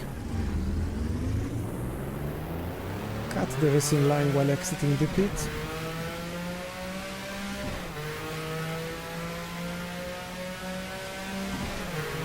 And now we close the door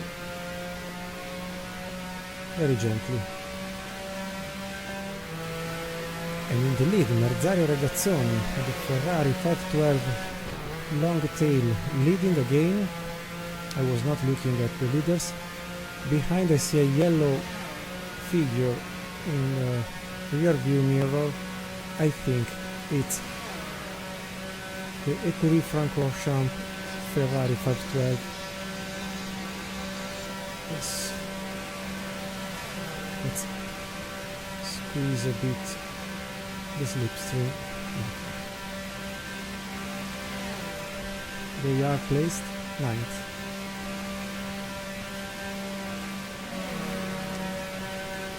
Okay, let's book the pit in the next lap.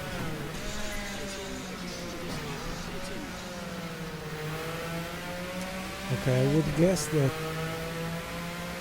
Kausen Larousse, Gerard Larousse retired now. Good. Sorry for them, but good for us. Obviously the Payet, Jobwheel P19 and Deltois Pescarolo P20 currently will pass us after the pit.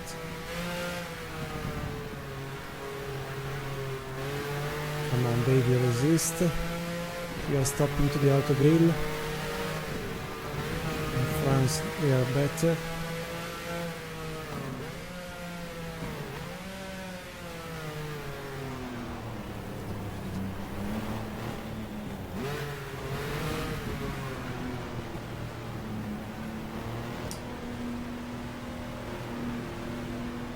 Okay, come on, last pit stop, 40 minutes to go.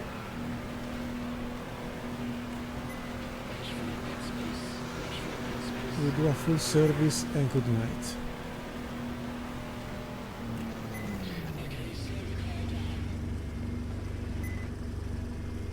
Here we are.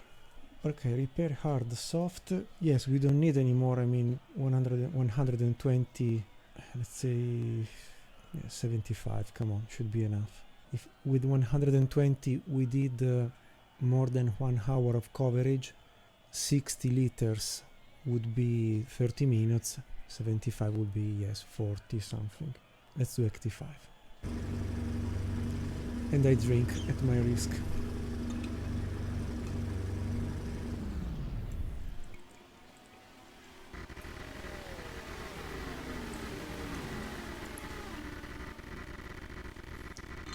I was worried about the sound of the refueling, but the sound of the bottle.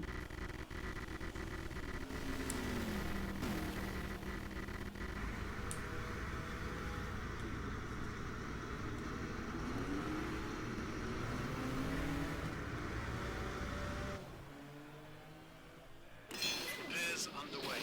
Hold for go signal.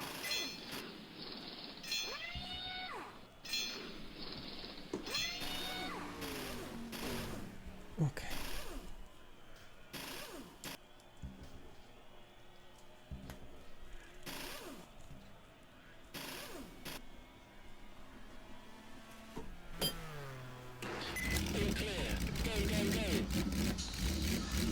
Come on.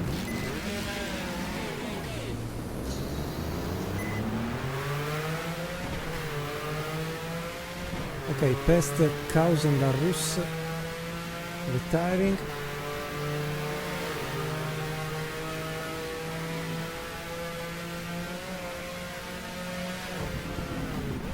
Now we will be very smooth until the end.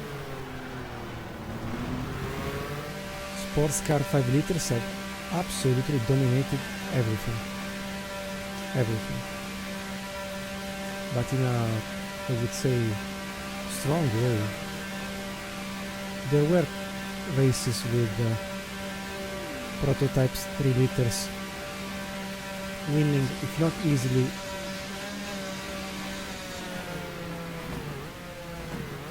anyway, in a sort of comfort zone.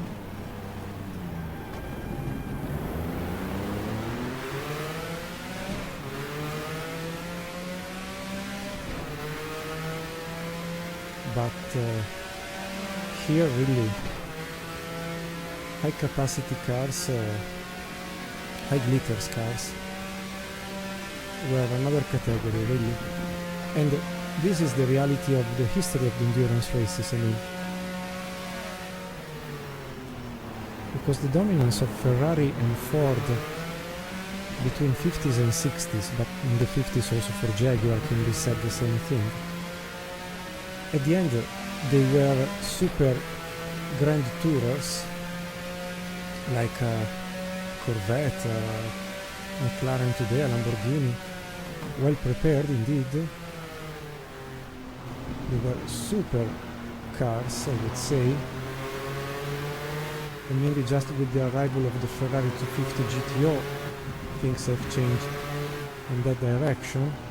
But they were still grand tourers. I mean, it's the period from the end of the 60s and the beginning of the 70s that really raised the bar, because the creation of prototypes was like admitting that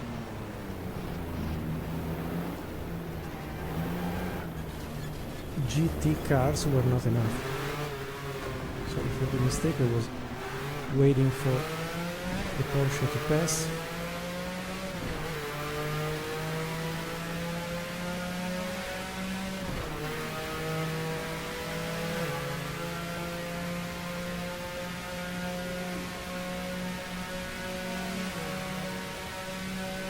Five minutes and 30 seconds the last lap, including the pit. The arrival of prototypes raised the bar, but why, if you think about it? Because a normal GT car was not anymore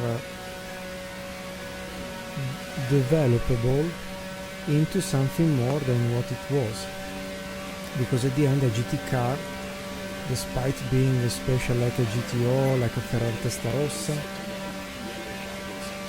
or whatever other car, except the Ford GT40, they were anyway road products, high level, exotic materials, so and so, but mechanically and aerodynamically they were in some way the maximum available for road use. Retired Elford first. We gain another position, luckily.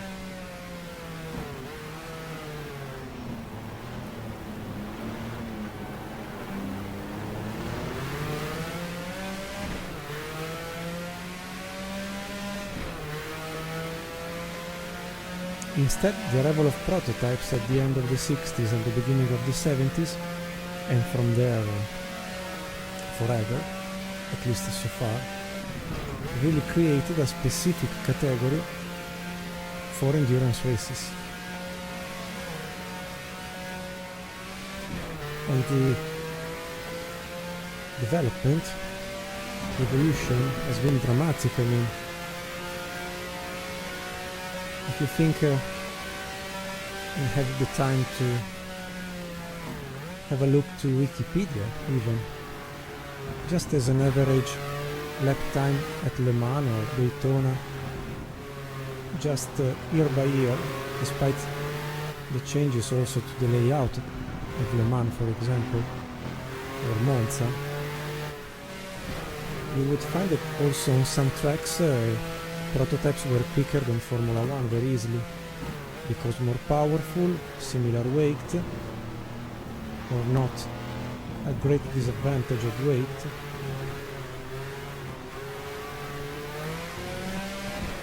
You may say that prototypes are Formula 1 with a body covered, but you know, Formula 1 races for 1 hour and a half. That must be refurbished in some way. Yes, nowadays we have the rule of 3 engines per season, blah blah blah. But nobody succeeds on just using 3 engines. You pay the penalty.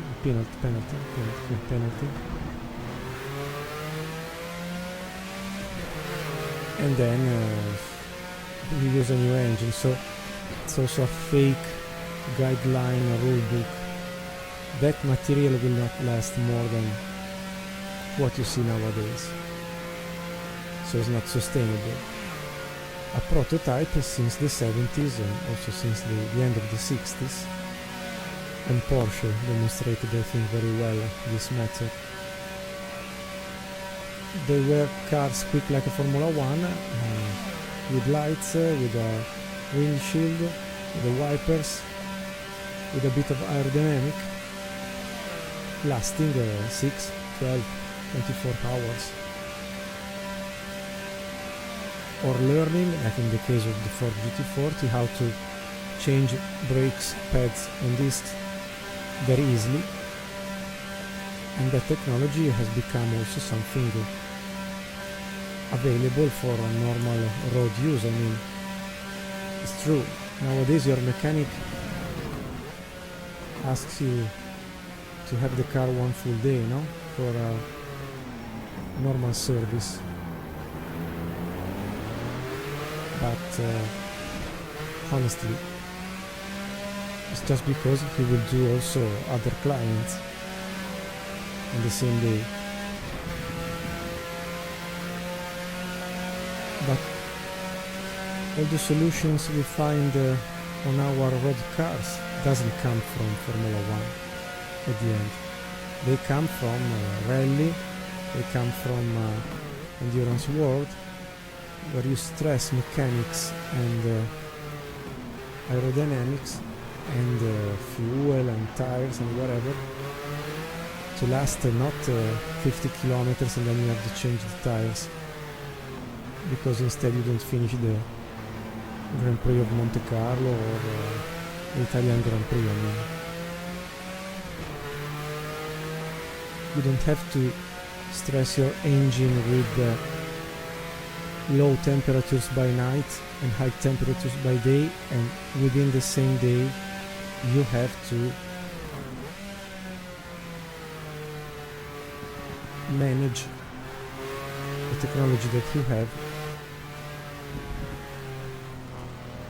to last in different conditions. A Grand Prix of Formula 1 lasts 1 hour and a half as an average. Sometimes you don't even have a change of weather, I mean. So really, take the time to have a look to the pictures of the 70s of famous races, Le Mans, 1000 kilometers at Monza, Sebring, Daytona and so on. Look how huge the crowd was.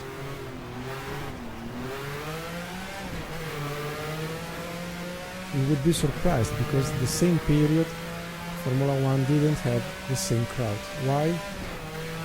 Perception. Even a prototype is more similar to your daily car. And so you have lights that must survive night, rain and so on. Wipers the same, brakes the same, tires the same, engines, fuel.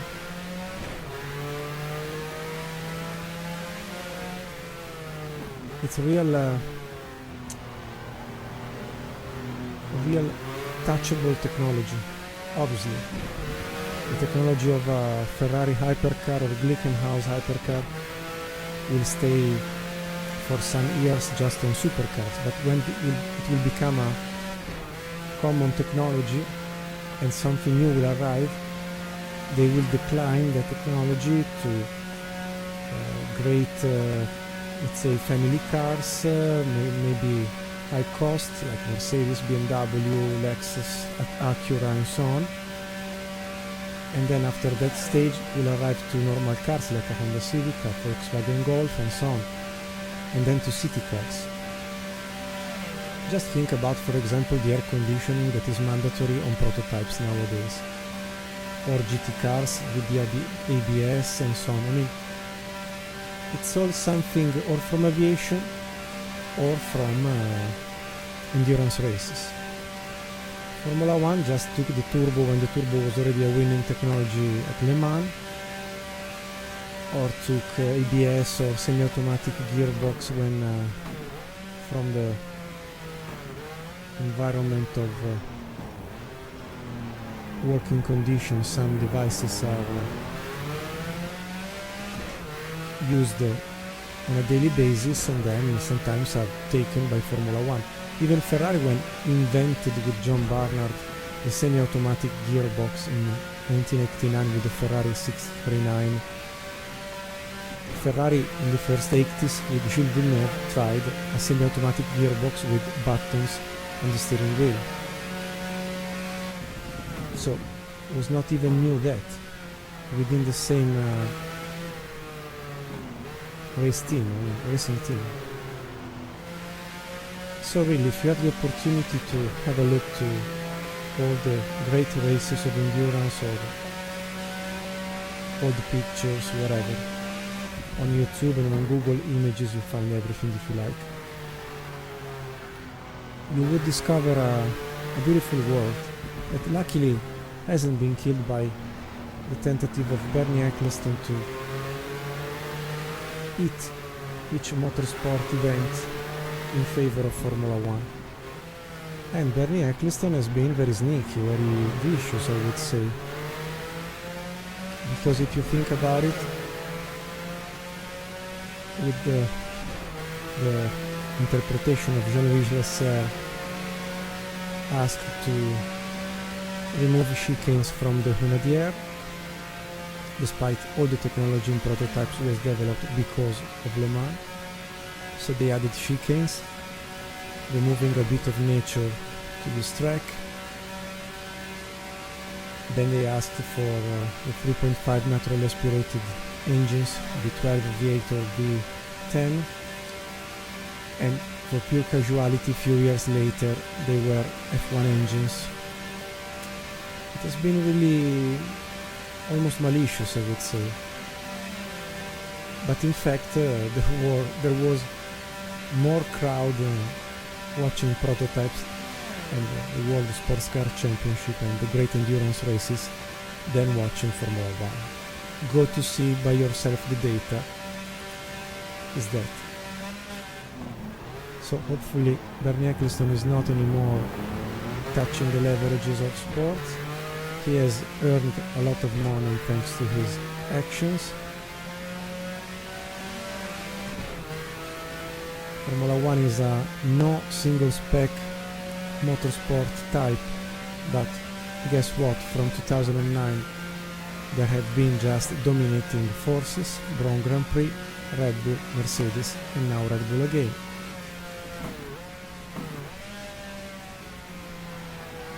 So it's more competitive and more not pre-designed IndyCar, I mean, despite being a single spec type of car and with just two engines manufactured. And it's more enjoyable, I would say. While I was talking, I almost did my personal best. 3/10 slower, so I should always talk. Sorry for you. So less than 20 minutes to go, virtually 2 hours.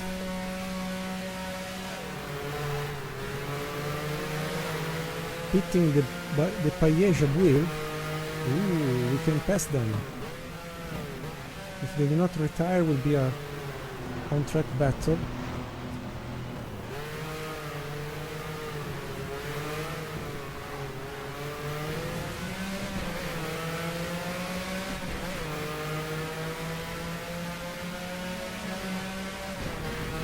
Yes, past P17. Gallish-Tomen also, but they have 1 lap of advantage. Yes, they came out from the pit, 20 seconds far in the back. Now will be a matter of resisting. I start to see the thin rectangles of grip losing the bright green, the first transparent stripe. Now they are 24 seconds. Let's try to build up a bit of advantage because they will come back, I'm sure. Down to 51 seconds, Beltois Pescarolo. Let's hope they will slow down as often happens. But I have to gain 10 seconds per lap, almost impossible. Anyway, 3:58, just half a second far from my best, but they go up to 53, so nothing to do. And here we are with Marzaro Regazzoni at the back, the red car in the rear view mirror.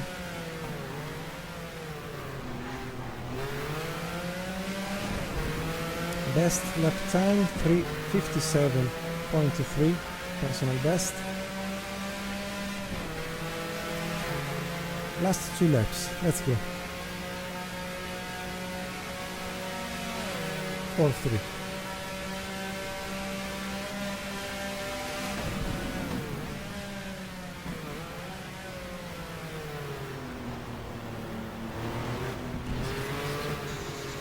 Come on guys, go.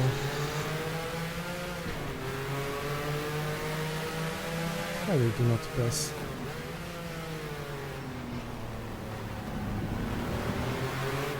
Or maybe they are just crawling to the end.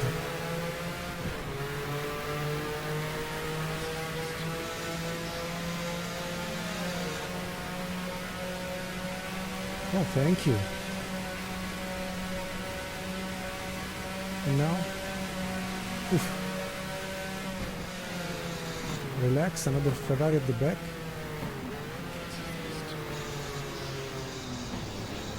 The number 11, who are these guys? Ah, Bachmann Pozzi, second, and catching in the same lap Merzera Regazzoni. Let's try to stay close to arrive in the final parade with the Ferrari doing one first and second. Wow, what I wish to the Ferrari team is here at Le Mans. Ferrari may won the centenary. I mean, I think the world will explode. No, they crashed Bachmann Pozzi. The Tommaso again. Also with us, they did a lot of mess. If you remember, they didn't let us pass in the chicane, before the chicane.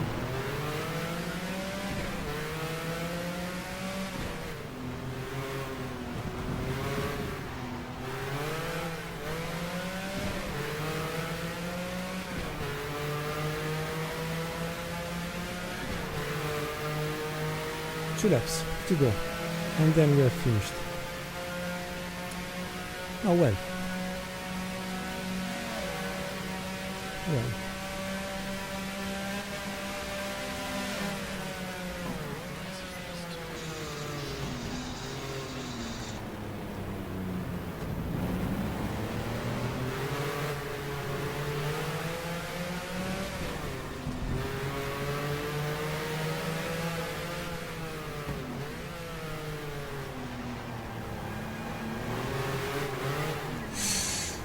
Bravo Marco.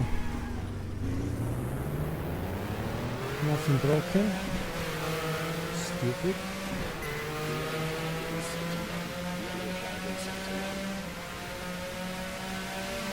Bravo and Severt pitting. We are 2 minutes from the start finish line. We will not catch them unless they retire. We will not catch them. Yes, nothing to do. I was too far, too many mistakes. I've lost one lap, I think, more or less, with all the mistakes summed up. Okay, will be this lap and one more. No, sorry, this lap. Then Merzera Regazzoni will cut the start-finish line and the race is gone. So prepare for celebrating a Ferrari winning anyway, because in the second position there is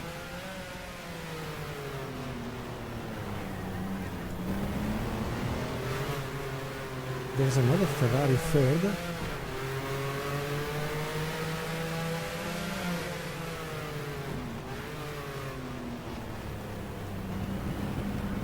I can't believe it. No, Giunti Vaccarella 11th.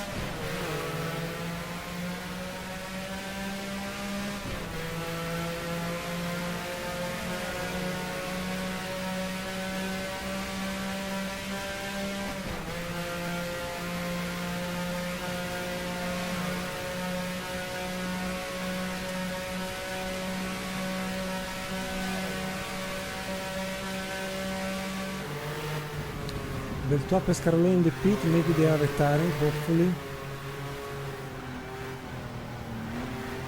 I don't think they are going to change tires and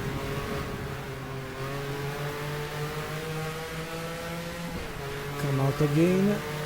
So maybe we can be P17, hopefully.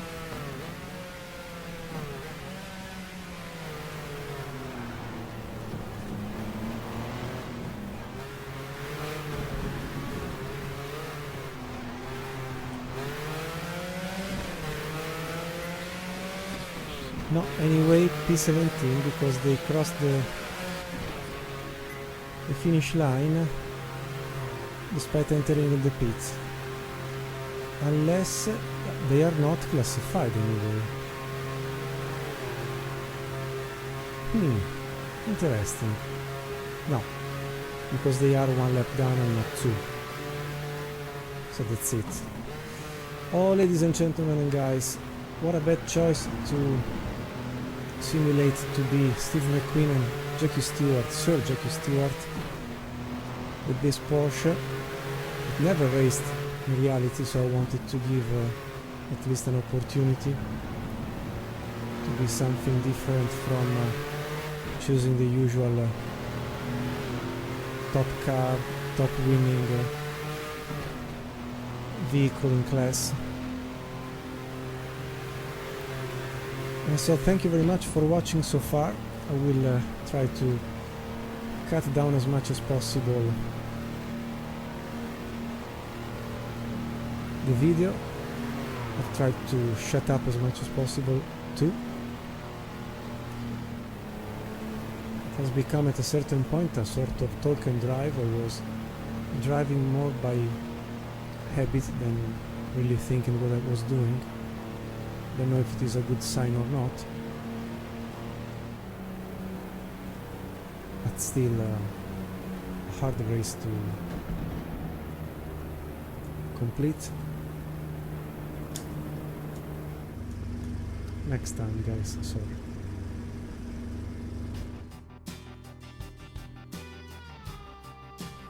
And so, thank you very much for watching this long 61 laps race with a 1-2 for Ferrari, Marzaro Regazzoni, Bucknam Posey, then Redman's third Porsche, the Furlan Walker, the yellow Ferrari Ecurie Spa-Francorchamps, Larousse Van Lennep Porsche, Halewood Ops, Bell Peterson, another Ferrari, so the first 7 positions or Ferrari or Porsche from a prototype point of view. Courage de Adamic Alfa Romeo, Bell Baker Chevron, and Atwood Herman, the original winners of the 1970 24 Hours of Le Mans, P10. We finished P17 without points. Let's go to see also GTs. I will be very quick today given the length of the race. So if I'm not wrong, if I'm not forgetting something, the GT class has been won by Mas Stommelen with the Ford Capri RS 3100, then X Oliver with the Ford GT40, Amon Stuck, Chris Amon, Hans Stuck with the BMW the 12 valves version, the two De Tomasos, so 1, 2, 3, 4, 5, 6th the Chevy Corvette, great, 7th Bell X with the other BMW, 8th and 9th the 12 pins, so happy for them, and 10th Peter Rebson with the Ford Mustang Boss 302. How many retirements, just to have an idea? So the Matra did not finish without indication. The Ford Capri winning the GT category, not indication. Then we have engine accident, engine, yes, mainly engines. So that's it. Wow, not bad. I cut here because you have watched anyway, I think, almost 2 hours of race cut down in chapters, but more or less. So thank you very much for staying with me and all together so far. I hope you did enjoy maybe a calm race, less mistakes than when I'm more stressed to do my job as a virtual driver, and Ferrari and Porsches are really dominating in general. The 5 liters cars absolutely dominating. What a performance for the 2 liters prototype of Derek Bell, arriving in the top 10, but I'm very happy. And the GTs maybe more anonymous from a performance point of view. I've not, I mean, I did run smoothly apart some mistakes here and there, but I've not encountered many times different cars. For the majority, more or less, they were all the same cars. I don't know if it is a good or a bad sign. Maybe if you are constant with similar cars running constant like you, maybe it is not a particular sign of problems or vice versa, super performance. But we'll follow the classification updated, and I wish you all the best with the real 24 hours of Le Mans. I will be there as a tourist. Le Mans next week, and then in July for sure again the WEC at Monza for the 6 hours. So that's it. See you very soon with many other themes, and wishing you the best and saying thank you very much. Stay absolutely very well. Best wishes. Stay into keen racing as always. And ciao from Marco from Monza, from the virtual Le Mans of 1977, with cars from the end of the 60s to the mid of the 70s. After this, with GT Legends or with Power and Glory, I will prepare some other 24 minutes of Le Mans to bring us up to nowadays before the real race. But for the centenary of a so important race, I think it's a good project, small project to do, to present something special for a so special year and a so special tradition. So that's it. Stay very well. Best wishes to you all. Ciao. Bye bye. See you very soon. Ciao. Thank you. Bye. Arigato. Obrigado. Muchas gracias. Dankeschön. Merci beaucoup. Thank you very much. See you. Bye bye. Ciao.